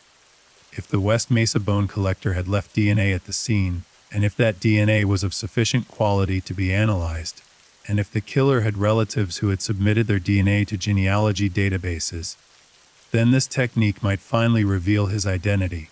The challenge was that no clear DNA sample from the killer had been identified. The degraded remains of the victims didn't yield foreign DNA that could be definitively attributed to the killer. Without a starting point for genetic genealogy analysis, this promising technique couldn't be applied to the case. Investigators continued to examine evidence from the dump site, hoping that advancing technology might allow them to extract DNA that previous methods had missed. But as of this writing, no such breakthrough has been announced. Other technological advances also offered hope. Improved facial reconstruction techniques could potentially help identify the Jane Doe victim, creating a more accurate representation of what she might have looked like in life. Enhanced satellite and aerial imagery from the early 2000s, if it existed and could be obtained, might show vehicles or activity at the dump site during the relevant time period. Cell phone tower data, though more limited in the early 2000s than it is today, might place certain individuals in the relevant areas at relevant times, if that data still existed and could be accessed. The investigation also benefited from the increasing sophistication of databases and information sharing among law enforcement agencies. The FBI's Violent Criminal Apprehension Program, VCAP, allowed investigators to search for similar cases across the country, potentially identifying patterns that might connect the West Mesa murders to crimes in other jurisdictions. Several cases with similarities were identified and examined. but none provided definitive links or new suspects. One such case involved the murder of sex workers in Las Cruces, New Mexico, about 200 miles south of Albuquerque. Several women had been killed there in the late 1990s and early 2000s, and while the circumstances were different from the West Mesa case, the victim profile was similar enough to warrant examination. Could the same killer have been responsible for both sets of murders? Investigators compared evidence and timelines but found no clear connection. The Las Cruces murders appeared to be unrelated, though the possibility of a connection couldn't be completely ruled out. Another similar case was in El Paso, Texas, just across the border from Las Cruces, where multiple women, many of them sex workers, had been murdered over a period of years again. Investigators looked for connections but found none that definitively linked the cases. The unfortunate reality is that sex workers are murdered at high rates throughout the United States, and not all these murders are connected. Each case represents individual tragedies, individual predators, and individual failures of the system to protect vulnerable women. The families of the West Mesa victims faced an impossible journey through grief, one made even more painful by the years of uncertainty that had preceded the discovery of their loved ones' remains. For some, like the mother of Jamie Barella, there had been 5 years of not knowing, 5 years of hoping that maybe Jamie had gotten clean and moved to another city. Maybe she was working a regular job somewhere and just hadn't reached out. Maybe she would show up one day with apologies and stories about where she'd been. That hope, however unrealistic, had been something to hold on to. When the call came from the Albuquerque Police Department informing her that Jamie's remains had been identified, that hope died, replaced by the certainty of loss. The grief process for families of murder victims is complicated by many factors that don't affect those who lose loved ones to natural causes or accidents. There's the violation inherent in knowing that someone deliberately took your family member's life, that their death wasn't random or inevitable, but was caused by another person's choice. There's the anger at the killer, the desire for justice and accountability that may never be satisfied. There's the secondary trauma of dealing with police investigations, media attention, and a criminal justice system that can be indifferent or even hostile to families of victims from marginalized communities. And there's the terrible knowledge that your loved one likely suffered, that their last moments were filled with fear and pain. For the West Mesa families, these challenges were compounded by society's judgment of their daughters, sisters, and mothers. The media coverage of the case, while extensive, often focused more on the victims' involvement in prostitution and addiction than on who they had been as people. News reports would identify victims as known prostitutes or drug addicts, labels that overshadowed their humanity and implicitly suggested they had somehow brought their fate upon themselves. This kind of victim blaming, whether intentional or not, added another layer of pain for families already struggling with loss. Jamie Barella's mother spoke to reporters about this, her voice breaking with emotion as she described her daughter. Jamie wasn't a prostitute, she said. Jamie was a person who had an addiction, and she did what she felt she had to do to feed that addiction. But before that, she was a little girl who loved to draw, who wanted to be an artist, who dreamed of going to college. She was kind and funny and smart, and even when she was struggling, even when she was out there on the streets, she was still my daughter. She was still worthy of being protected. She was still worthy of justice. Other family members echoed similar sentiments, fighting against the narrative that their loved ones were somehow less deserving of empathy or investigation because of their circumstances. Gina Valdez's sister organized a vigil on the West Mesa, inviting families of all the victims and members of the community to gather and remember the women as individuals, not as statistics or stereotypes. She brought photographs of Gina as a child, smiling in school pictures, playing with her siblings, celebrating birthdays. She wanted people to see Gina as she had been before addiction had taken hold, to understand that she had been someone with potential and promise who had lost her way. The vigil drew a surprisingly large crowd, with hundreds of people gathering on the desert landscape where the women had been found. People brought flowers, candigraphs, and personal mementos. They shared stories and memories, creating an impromptu memorial that honored the victims' lives rather than just mourning their deaths. Local clergy members offered prayers and words of comfort. Activists who worked with sex workers and homeless populations spoke about the need for better services, for harm reduction programs, for a society that didn't abandon its most vulnerable members. This vigil marked a turning point in how the community engaged with the West Mesa case. Previously, there had been a tendency to view the victims as other, as people whose lives and deaths were separate from the concerns of mainstream Albuquerque society. But as family members spoke about their loved ones, as they humanized the victims and demonstrated the devastating impact of these losses, public perception began to shift. People started to understand that these weren't just prostitutes who had been killed.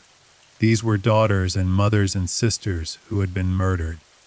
Women who had deserved protection and whose deaths demanded justice regardless of how they had lived. The families also became advocates for policy changes that might prevent similar tragedies in the future. Several family members testified before the New Mexico legislature, urging lawmakers to increase funding for addiction treatment programs, to create safe housing options for women trying to leave sex work, and to mandate that police departments treat missing persons cases involving sex workers and addicts with the same urgency as any other missing persons case. They pointed out that if the police had investigated the disappearances more thoroughly when the women were first reported missing, if there had been a concerted effort to find them, the killer might have been caught before he murdered all 11 victims. This advocacy had some impact. Albuquerque Police Department revised its policies regarding missing persons investigations, implementing new protocols that required supervisors to review cases involving vulnerable populations to ensure they were being properly worked. The department also created a specialized unit focused on crimes against sex workers, staffed by detectives who received training on the unique challenges of investigating crimes in that community and building trust with witnesses who might be afraid of law enforcement. These changes came too late for the West Mesa victims, but they potentially saved lives by improving how future cases would be handled. The families also struggled with the practical challenges that come with having a loved one murdered in an unsolved case.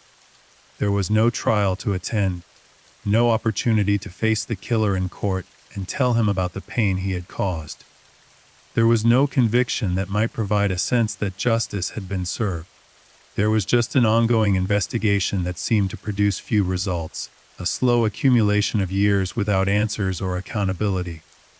This lack of closure is particularly difficult for families of murder victims, many of whom report that they cannot fully move forward with their lives until the killer is caught and punished. Some family members became consumed by the search for the killer, spending hours on the internet researching the case, developing their own theories, attending every community meeting about the investigation, pressuring police for updates. This is a common response to unsolved murders, a way for families to feel like they're doing something productive, contributing to the search for answers. But it can also become unhealthy, an obsession that prevents healing and dominates every aspect of life. Mental health professionals who work with families of murder victims emphasize the importance of finding a balance, of staying engaged with the investigation while also taking care of one's own emotional and psychological needs. Other family members chose a different path, focusing on healing and moving forward rather than on the investigation itself. They created memorial funds in their loved ones' names, scholarships for students pursuing art or other fields their family members had been interested in. They volunteered with organizations that help people struggling with addiction, finding meaning in their loss by helping others avoid similar fates. They attended support groups for families of murder victims, sharing their experiences and drawing strength from others who understood what they were going through.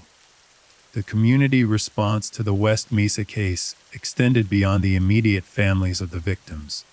Sex workers who had known the victims, who had walked the same streets and faced the same dangers, felt the impact deeply. For them, the murders were a stark reminder of their own vulnerability, proof that the risks they took every night getting into cars with strangers could end in death. Some left sex work after the bodies were discovered. motivated by fear to find other ways to survive. Others had no choice but to continue, their addictions or economic circumstances leaving them without alternatives, even knowing the danger. Several advocacy organizations emerged in response to the case, groups dedicated to helping sex workers exit the industry and access services.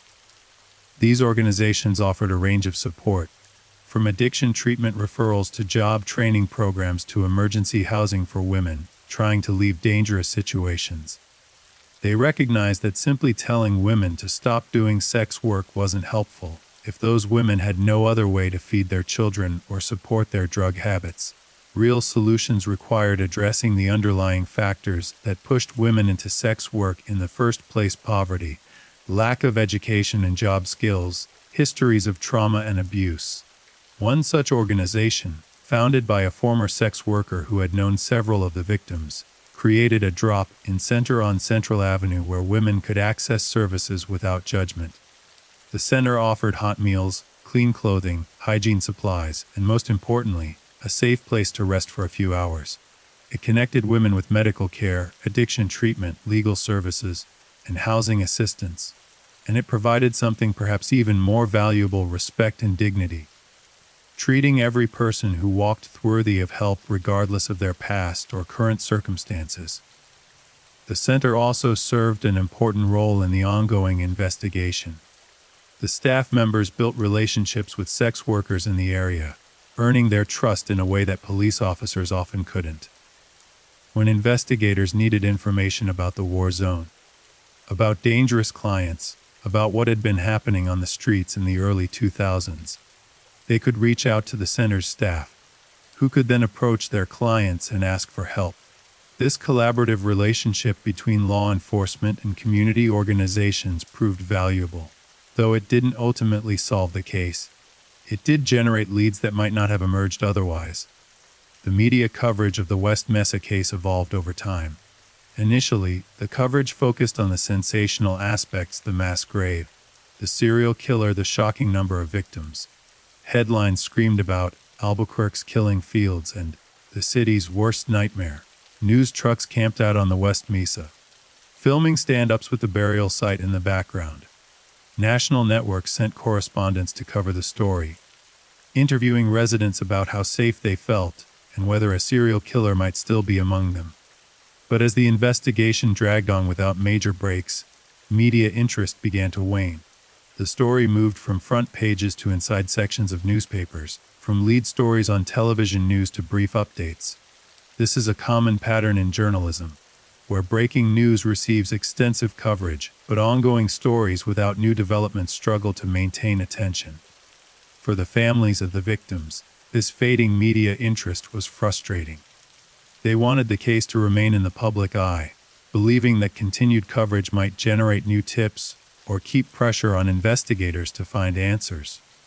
Some family members tried to maintain media attention by organizing annual memorial events on the anniversary of the discovery, by reaching out to journalists with new angles on the story, by creating social media pages dedicated to the victims and the ongoing search for the killer.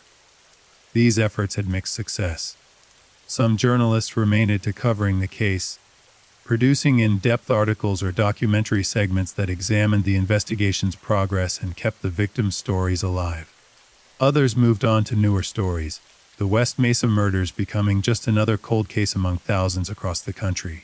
True crime media, however, maintained interest in the West Mesa case.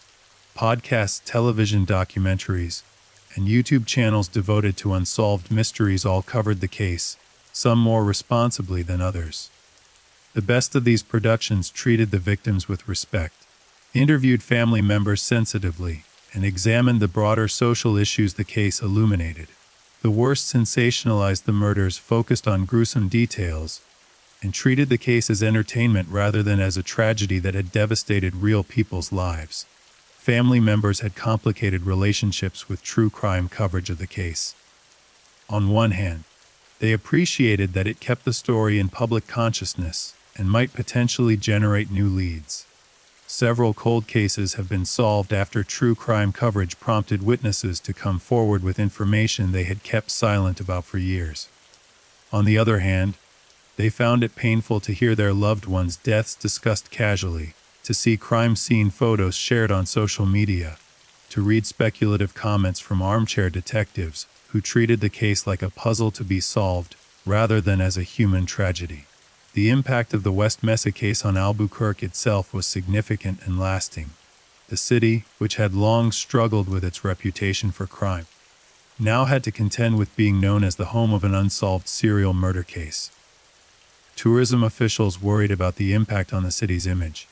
Real estate agents found that properties on the West Mesa, already a difficult sell due to lack of development, became even harder to market. The area where the bodies were found became a macabre tourist attraction, with people driving out to see the site, taking photographs, leaving flowers or notes. The city eventually installed a permanent memorial at the site, a tasteful installation that honored the victims without sensationalizing their deaths. The memorial includes a plaque with the names of the identified victims and a space for the unidentified Jane Doe, described only as beloved daughter, unknown but not forgotten. The memorial also includes benches where visitors can sit and reflect, and native plants chosen to create a peaceful garden-like atmosphere. The families were involved in designing the memorial, ensuring it reflected their wishes and appropriately honored their loved ones. But beyond the physical memorial, the West Mesa case left a psychological mark on Albuquerque.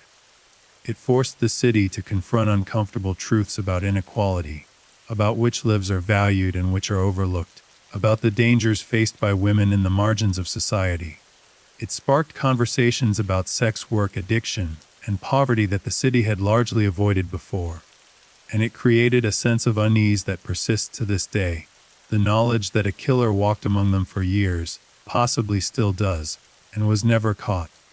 For sex workers still working the streets of Albuquerque, the West Mesa case created a climate of fear that persisted for years.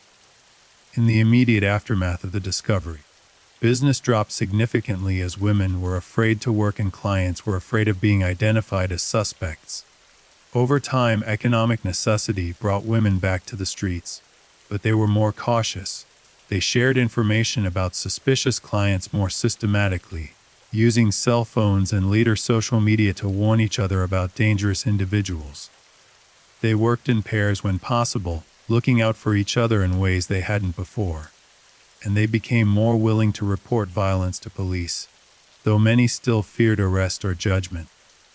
The Albuquerque Police Department's relationship with the sex worker community had been strained for years before the West Mesa case, but the murders made that dysfunction impossible to ignore.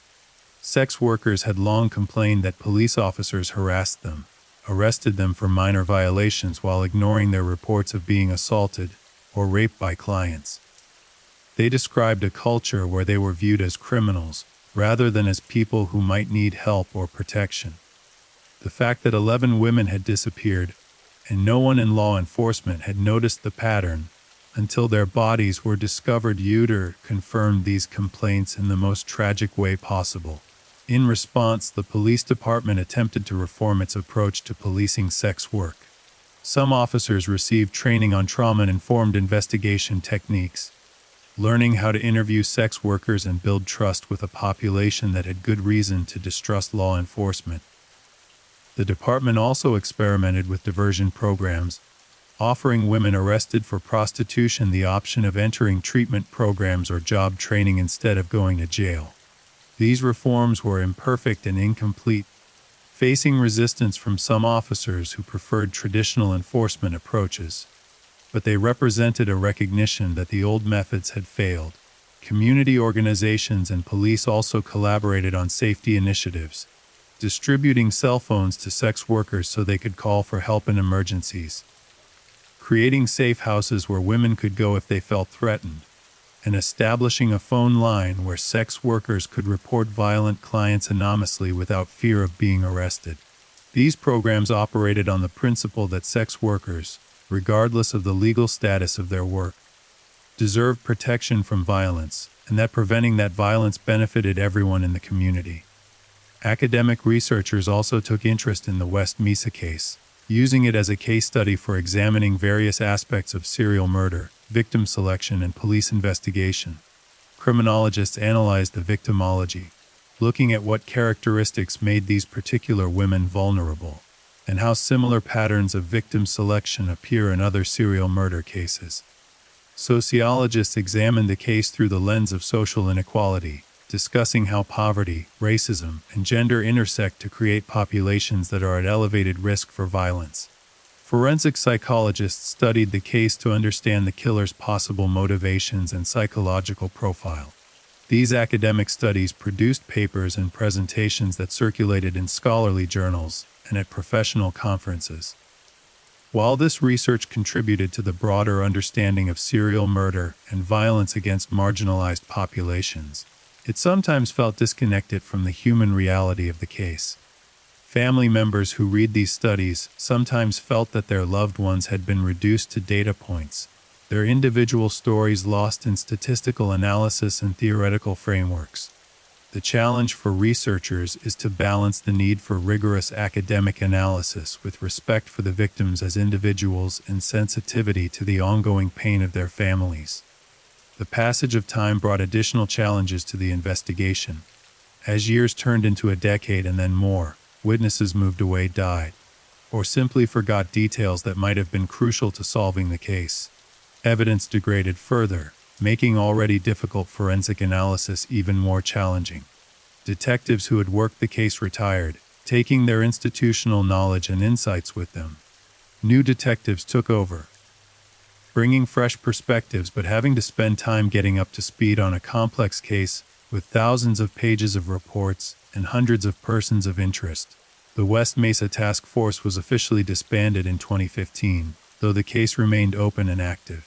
This didn't mean the investigation ended, but rather that dedicated resources were reduced as the department reallocated personnel to other priorities. A smaller team of detectives continued to work the case, following up on new tips and periodically reviewing evidence with fresh eyes. They maintained contact with family members, providing updates when there were developments to share and reassuring them that the case hadn't been forgotten even if progress was slow. Technology continued to advance, offering periodic hope that new methods might finally break the case open. In 2019, when genetic genealogy solved several high-profile cold cases including the identification of the Golden State Killer, family members pressed investigators to apply these techniques to the West Mesa case. The challenge, as mentioned earlier, was the lack of clear DNA samples from the killer.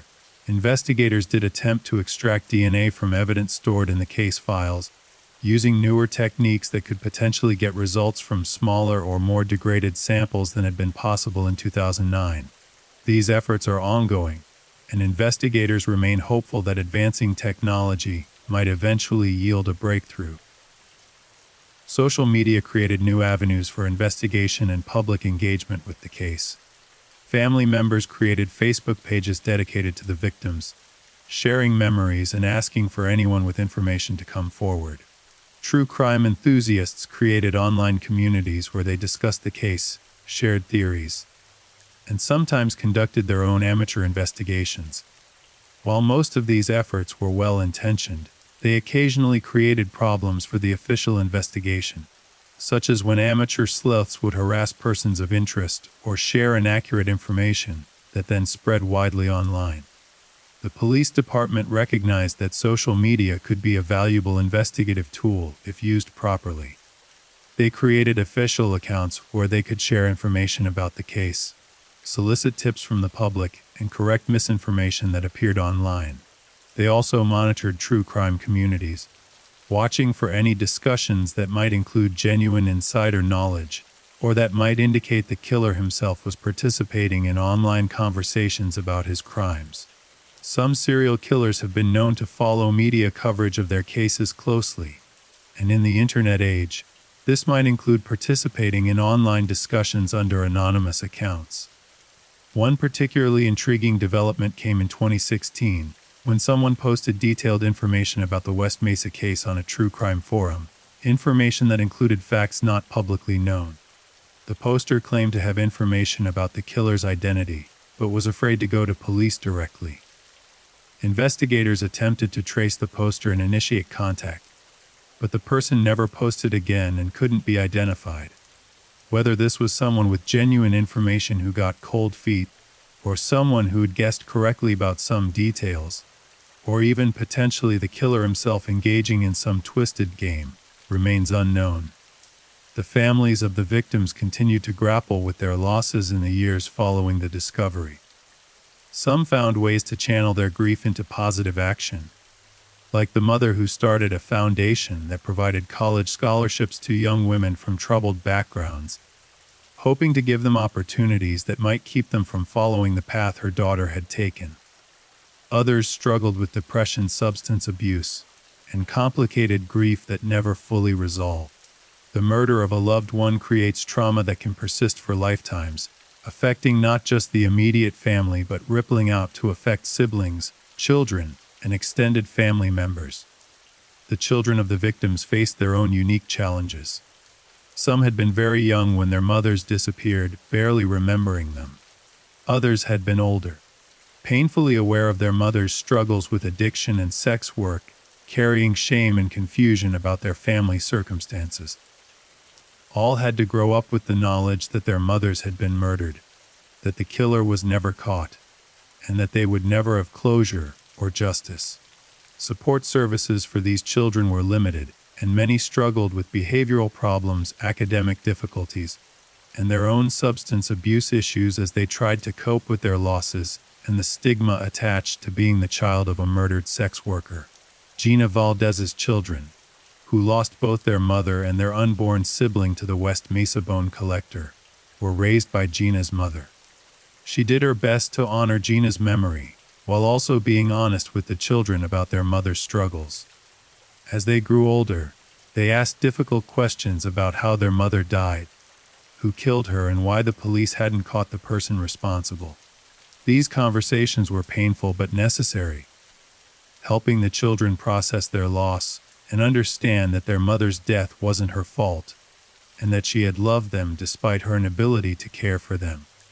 The West Mesa bone collector case shares disturbing similarities with other unsolved serial murder cases across the United States. Cases that highlight a troubling pattern in how our society and our justice system respond to violence against marginalized women. The most direct comparison is to the Long Island serial killer case, where the remains of at least 10 victims, most of them sex workers, were found along Ocean Parkway in New York between 10 and 2011. Like the West Mesa case, the Long Island murders targeted women involved in sex work, women whose disappearances initially generated minimal investigative attention. Like the West Mesa case, the Long Island case remains officially unsolved, though recent developments have identified a suspect who has been charged with some of the murders. The Long Island case demonstrated that even in a major metropolitan area with substantial law enforcement resources, serial murders of sex workers can go undetected for years. The victims in that case had advertised their services online, making them even easier to track and identify than street-level sex workers. Yet their disappearances didn't trigger alarm bells until their bodies were discovered. This suggests that the problem isn't just resource allocation, but a fundamental devaluation of certain lives, a belief system that treats some victims as less worthy of protection and justice than others. Another case with striking parallels is that of the Eastbound Strangler, who murdered at least 4 women, all sex workers or drug addicts, in Atlantic City, New Jersey between 2006 and 2009. Their bodies were found in a drainage ditch behind a motel, dumped there and left to decompose just as the West Mesa victims had been. The Eastbound Strangler case also remains unsolved, with investigators unable to identify a definitive suspect despite having DNA evidence from the crime scenes. The killer simply stopped, either because he died, was imprisoned for other crimes, moved away, or consciously decided to cease his activities. Perhaps the most infamous case of serial murder targeting sex workers is that of Gary Ridgway, the Green River Killer, who murdered at least 49 women in Washington state between 1982 and 1998. Ridgway specifically chose sex workers and runaways as his victims because he later admitted he knew they wouldn't be missed, that their disappearances wouldn't generate public outcry or intensive police investigations. He was able to kill for nearly 2 decades before finally being caught, and even after his arrest, It took DNA evidence and his own confession to connect him to all his victims. The Green River case demonstrates how a predator can exploit societal indifference to vulnerable populations, turning that indifference into a shield that protects him from detection. Robert Pickton in British Columbia provides another chilling example. Pickton murdered at least 6 women, though he claimed to have killed 49, nearly all of them sex workers and drug addicts from Vancouver's downtown east side. He disposed of bodies on his pig farm, and for years, police dismissed missing persons reports because the women were deemed transient and unreliable. It wasn't until 2002, when investigators finally obtained a warrant to search Pickton's property, that the full scope of the horror became clear. The Pickton case sparked outrage in Canada and led to a public inquiry into why police had failed to investigate the disappearances more aggressively. An inquiry that ultimately concluded that systemic bias and discrimination had contributed to the deaths. These cases reveal common patterns that help explain why the West Mesa case remains unsolved. First, there's the victim selection. Serial killers who target sex workers benefit from the fact that these women's lives are already chaotic and unpredictable. They move frequently. They have conflicts with family members. They sometimes deliberately avoid contact with loved ones due to shame or fear of judgment. When they disappear, it's easy for everyone around them to assume they've simply moved on or are lying low, not that they've been murdered. This built-in camouflage gives killers time to continue their activities without triggering alarm. Second, there's the investigative response. Despite progress in recent decades, many police departments still don't devote the same resources to investigating missing sex workers as they do to other missing persons cases. This isn't always conscious discrimination. It's often a matter of triage and resource allocation. Departments have limited personnel and budgets, and they prioritize cases where they believe they can make a difference. A missing teenager from a stable home who disappears on her way to school will generate an immediate, intensive response.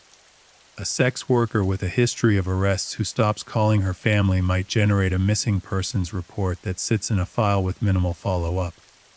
The first case feels solvable and urgent.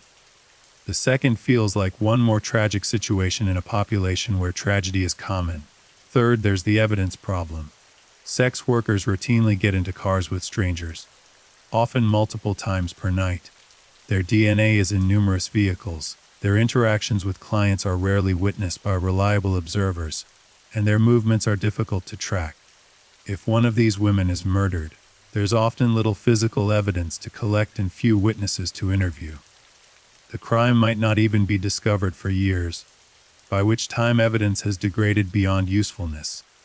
This makes these crimes objectively harder to solve than murders, where the victim had a more predictable routine and a more stable social network. Forensic psychologists who have studied serial killers extensively have developed profiles of the type of person who commits these crimes.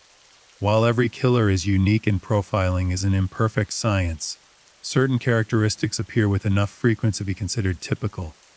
Serial killers are overwhelmingly male, usually white or Hispanic in cases where the victims are white or Hispanic, and typically between their 20s and 50s when they're actively killing. They often have histories of childhood abuse or trauma, though many people with similar backgrounds never commit violent crimes, so this isn't predictive on its own. Serial killers who target sex workers specifically often harbor deep-seated misogyny and may view their victims as less than human, as objects to be used and discarded. Some have religious or moral justifications for their violence, viewing themselves as cleansing society of immoral women. Others are motivated by sexual sadism, deriving pleasure from the power and control they exert over their victims. Still others kill out of rage or frustration, using violence as a release valve for emotions they can't process in healthier ways. Understanding these motivations, investigators narrow suspect pools and develop interrogation strategies. But it doesn't necessarily lead directly to identifying the killer. The West Mesa bone collector's psychological profile, based on the evidence available, suggests someone who is organized and methodical. The fact that he successfully killed at least 11 women over an 18-month period without being caught during his active phase indicates planning and caution. He selected victims who wouldn't be missed immediately, disposed of bodies in a location he knew well and trusted to remain undisturbed, and avoided leaving obvious physical evidence. This level of organization suggests above average intelligence and self-control, characteristics that would allow him to function in normal society without attracting suspicion.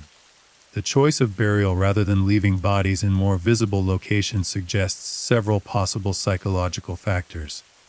He may have felt some need to hide the evidence of his crimes, indicating awareness that what he was doing was wrong and fear of being caught. Or he may have wanted to maintain control over his victims even after death, knowing where they were buried and that he could return to the site if he chose. Some serial killers revisit dump sites to relive their crimes, experiencing a psychological thrill from being near the graves and knowing what lies beneath the earth. The fact that the killer apparently stopped after 2004 or early 2005 is significant. Serial killers rarely stop voluntarily. The psychological compulsion that drives them typically continues until something external forces them to cease. This suggests four main possibilities. First, the killer may have died. Second, he may have been imprisoned for unrelated crimes. Third, he may have moved to a different area and potentially continued killing there, creating a new cluster of victims that hasn't been connected to the West Mesa case. Fourth, he may have been incapacitated in some way, perhaps through injury, illness, or institutionalization. The theory that Lorenzo Montoya was the killer gained some support from this timeline, as his death in late 2006 would explain the cessation of murders. However, the gap between the last known victim disappearance in late 2004 and Montoya's death in 2006 is somewhat problematic. If Montoya was the killer, what was he doing during those 2 years? Had he already stopped killing before his death? Was he planning to start again but died before he could? Or was someone else responsible for the murders, someone who stopped for reasons unrelated to Montoya? Other serial killer cases provide examples of killers who stopped for various reasons. Dennis Rader, the BTK killer, stopped killing for long periods between his murder sprees, sometimes going years without committing new crimes. He later explained as able to control his urges during these dormant periods, though the compulsion never fully went away. Joseph D'Angelo, the Golden State Killer, apparently stopped killing in 1986 and lived for more than 30 years before being caught, during which time he appeared to be a normal suburban retiree. These cases demonstrate that serial killers can sometimes suppress their urges, though the reasons why they're able to do so in some periods and not others remain poorly understood. The investigative challenges in the West Mesa case reflect broader issues in how serial murder investigations are conducted. In an ideal scenario, when multiple women with similar characteristics disappear from the same area over a short time period, this pattern would be identified quickly and would trigger an intensive investigation. Detectives would compare missing persons reports, look for commonalities, interview associates of the missing women to establish timelines and potential suspects, and work proactively to prevent additional murders. In reality, this ideal scenario rarely occurs, especially when the victims are from marginalized populations. Missing persons reports sit in different detectives' case files, with no systematic process for identifying patterns across multiple cases. Even when concerned family members or social workers point out that multiple women have disappeared, these concerns may be dismissed or minimized. It's not until bodies are discovered, often years later, that the pattern becomes undeniable and resources are finally allocated to a comprehensive investigation. The FBI's VKP system was designed to help address this problem by creating a national database where law enforcement agencies can information about violent crimes and search for similar cases in other jurisdictions. In theory, this should help identify serial killers who operate across multiple cities or states. In practice, VKP is good as the information entered into it, and many agencies don't consistently use the system. Small departments may lack the personnel to enter data, or may not be trained on how to use the system effectively. This means that patterns that should be obvious when looking at the big picture remain invisible, because the relevant information is scattered across dozens of separate case files. The West Mesa case also highlights the importance of victim advocacy and family persistence in keeping cold cases active.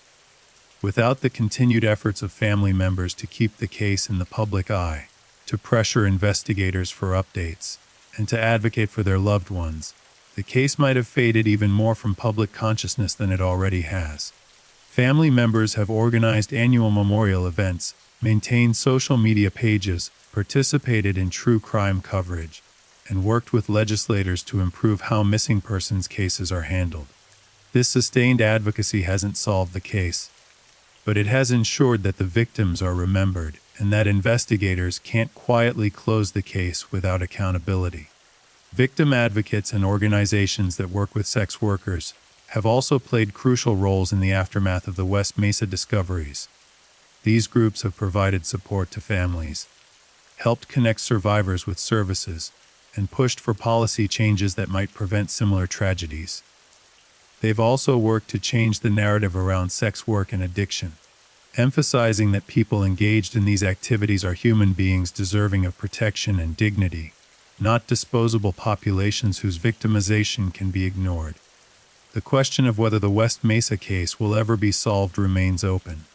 Cold cases have been solved decades after the crimes occurred, often through advances in technology or through new witnesses coming forward. The Golden State Killer case, solved more than 40 years after his first known murder, demonstrates that even cases that seem hopelessly cold can be cracked with persistence and new investigative techniques.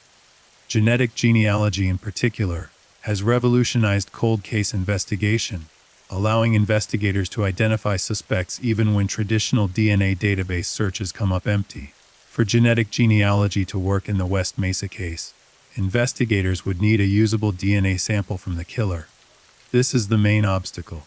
If such a sample could be obtained from stored evidence, if new technology could extract DNA from materials that previously yielded nothing, then the technique could potentially identify the killer through his family tree. Several companies now specialize in forensic genetic genealogy, working with law enforcement to analyze DNA and build family trees that lead to suspects. These techniques are expensive and time-consuming, but they've proven effective in numerous cases. Another potential avenue for solving the case involves psychological investigation techniques, particularly those focused on understanding the killer's behavior and using that understanding to generate new leads. Some cold case investigators have had success by creating detailed behavioral profiles of unknown killers, then using those profiles to identify suspects who match the characteristics.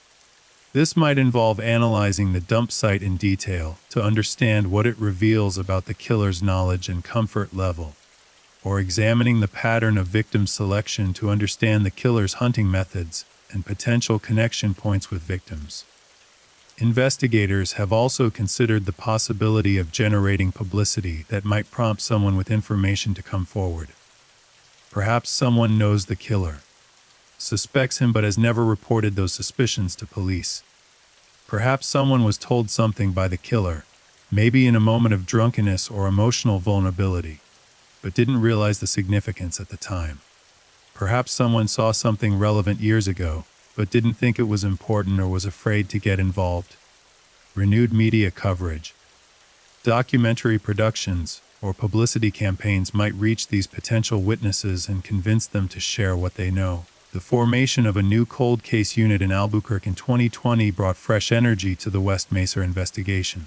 This unit, staffed by experienced detectives who specialize in reviewing old cases with new eyes, made the West Mesa murders one of their priority cases. They've been systematically reviewing all the evidence, re-interviewing witnesses when possible, and applying new investigative techniques to evidence that was examined years ago. While they haven't announced any major breakthroughs, their work continues, and they remain optimistic that the case can be solved. Part of what makes the West Mesa case so frustrating for investigators is that they believe the killer made mistakes, left evidence, and that somewhere in the thousands of pages of reports and hundreds of interviews is the information needed to identify him. The challenge is connecting the dots, recognizing which pieces of information are significant and which are red herrings. This is the nature of complex investigations. The signal is buried in noise, and finding it requires patience, insight, and sometimes luck. Some investigators who have worked the case believe they know who the killer is but simply can't prove it. This is a common and agonizing situation in cold case work. A detective might be morally certain that a particular person committed the crimes, might have circumstantial evidence and behavioral indicators that point to that person, but without physical evidence or witness testimony sufficient to secure a conviction, they can't make an arrest. Making accusations without the ability to prove them could result in lawsuits and could actually make it harder to eventually prosecute the case if new evidence emerges. The legal standard for conviction in criminal cases is proof beyond a reasonable doubt, a high bar that exists to protect innocent people from wrongful conviction, but that can also make it difficult to prosecute cases where evidence is limited. In the West Mesa case, any prosecution would need to overcome significant challenges. The bodies were discovered years after death, limiting physical evidence.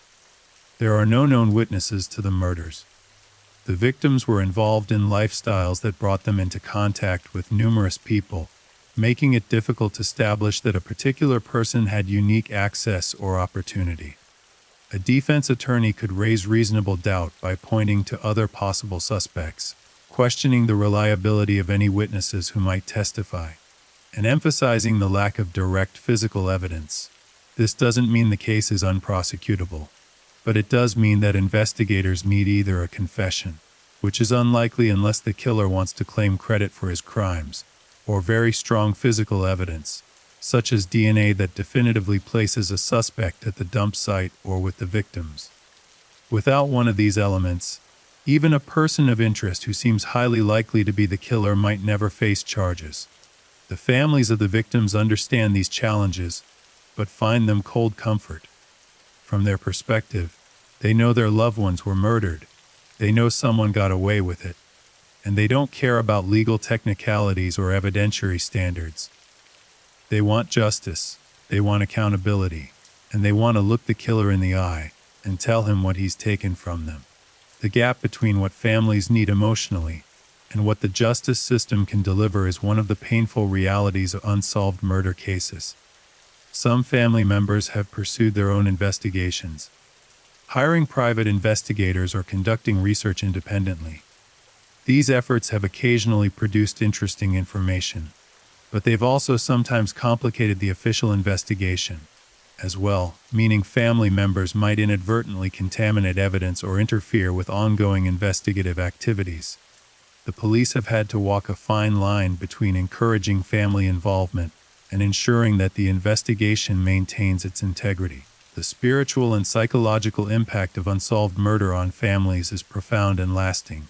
Many family members report feeling stuck in time, unable to fully grieve and move forward because the case remains open.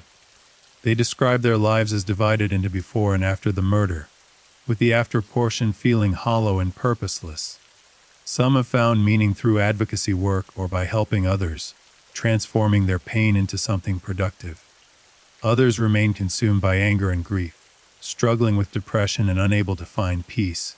Support groups for families of murder victims provide valuable resources, connecting people who share similar experiences and understand the unique challenges of this type of loss. These groups offer practical advice on dealing with media, managing relationships with law enforcement, and coping with the emotional toll of prolonged uncertainty. They also provide a sense of community, a space where family members can be honest about their feelings without fear of judgment or misunderstanding.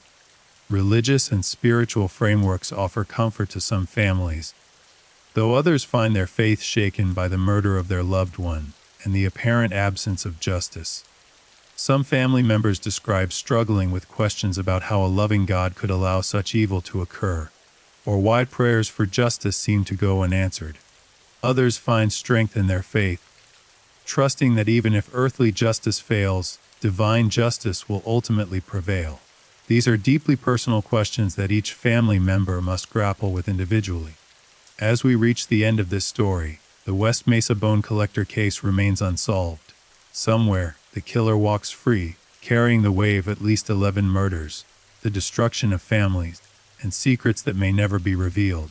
The investigation continues, though slowly, with detectives following leads when they emerge and hoping that advancing technology, or a witness's conscience, might finally provide the breakthrough needed to bring justice. The 11 victims deserve to be remembered not as statistics or case numbers, but as people. Jamie Barilla, who loved art; Gina Valdez, who dreamed of being a mother; Monica Candelaria, who never recovered from childhood trauma; Victoria Chavez, who wanted to reunite with her children; Virginia Cloven, who struggled with belonging; Doreen Marquez, who smiled despite everything; Julie Nieto, who tried to stay connected to family; Selenia Edwards, just a child who never had a chance; Evelyn Salazar, who tried to escape abuse; Veronica Romero, who looked out for others; Cinnamon Elks, who fought her demons; and the unnamed Jane Doe, whose identity remains lost but whose humanity is no less real. Their families continue to live with absence and unanswered questions. They've created memorials, established scholarships, advocated for policy changes, and worked to ensure that other vulnerable women receive the protection their loved ones never had. Their grief has been transformed into purpose, their loss into a determination that these deaths will mean something, will change something, will prevent future tragedies. The West Mesa case reveals uncomfortable truths about society, about whose lives are valued and whose disappearances are investigated with urgency. It demonstrates the vulnerability of women trapped in addiction and poverty, the dangers of sex work in an environment without legal protection, and the failures of systems meant to protect the most vulnerable. These lessons, paid for in blood, should drive meaningful change in how we approach these issues. The killer, whoever he is, has lived with his crimes for 2 decades now. He's attended family gatherings, held jobs, interacted with neighbors, all while hiding the truth of what he did. Perhaps he feels no remorse, viewing his victims as less than human. Perhaps he's haunted by guilt but too afraid to confess. Perhaps he tells himself justifications, stories that make his actions seem necessary or right. We may never know, but we can honor the victims by remembering them, by continuing to search for answers, and by working to create a world where women like them are protected rather than preyed upon. Their lives mattered. Their deaths demand justice. And even if that justice is delayed, even if the killer is never caught, the truth of their humanity and their worthiness remains. The desert has given up its terrible secret. The bones have been identified and laid to rest. The families continue their vigil, and somewhere in Albuquerque, or perhaps beyond, the West Mesa bone collector carries his secret still. Thank you for listening. If you enjoyed this case, leave a comment and subscribe. Good night and stay safe.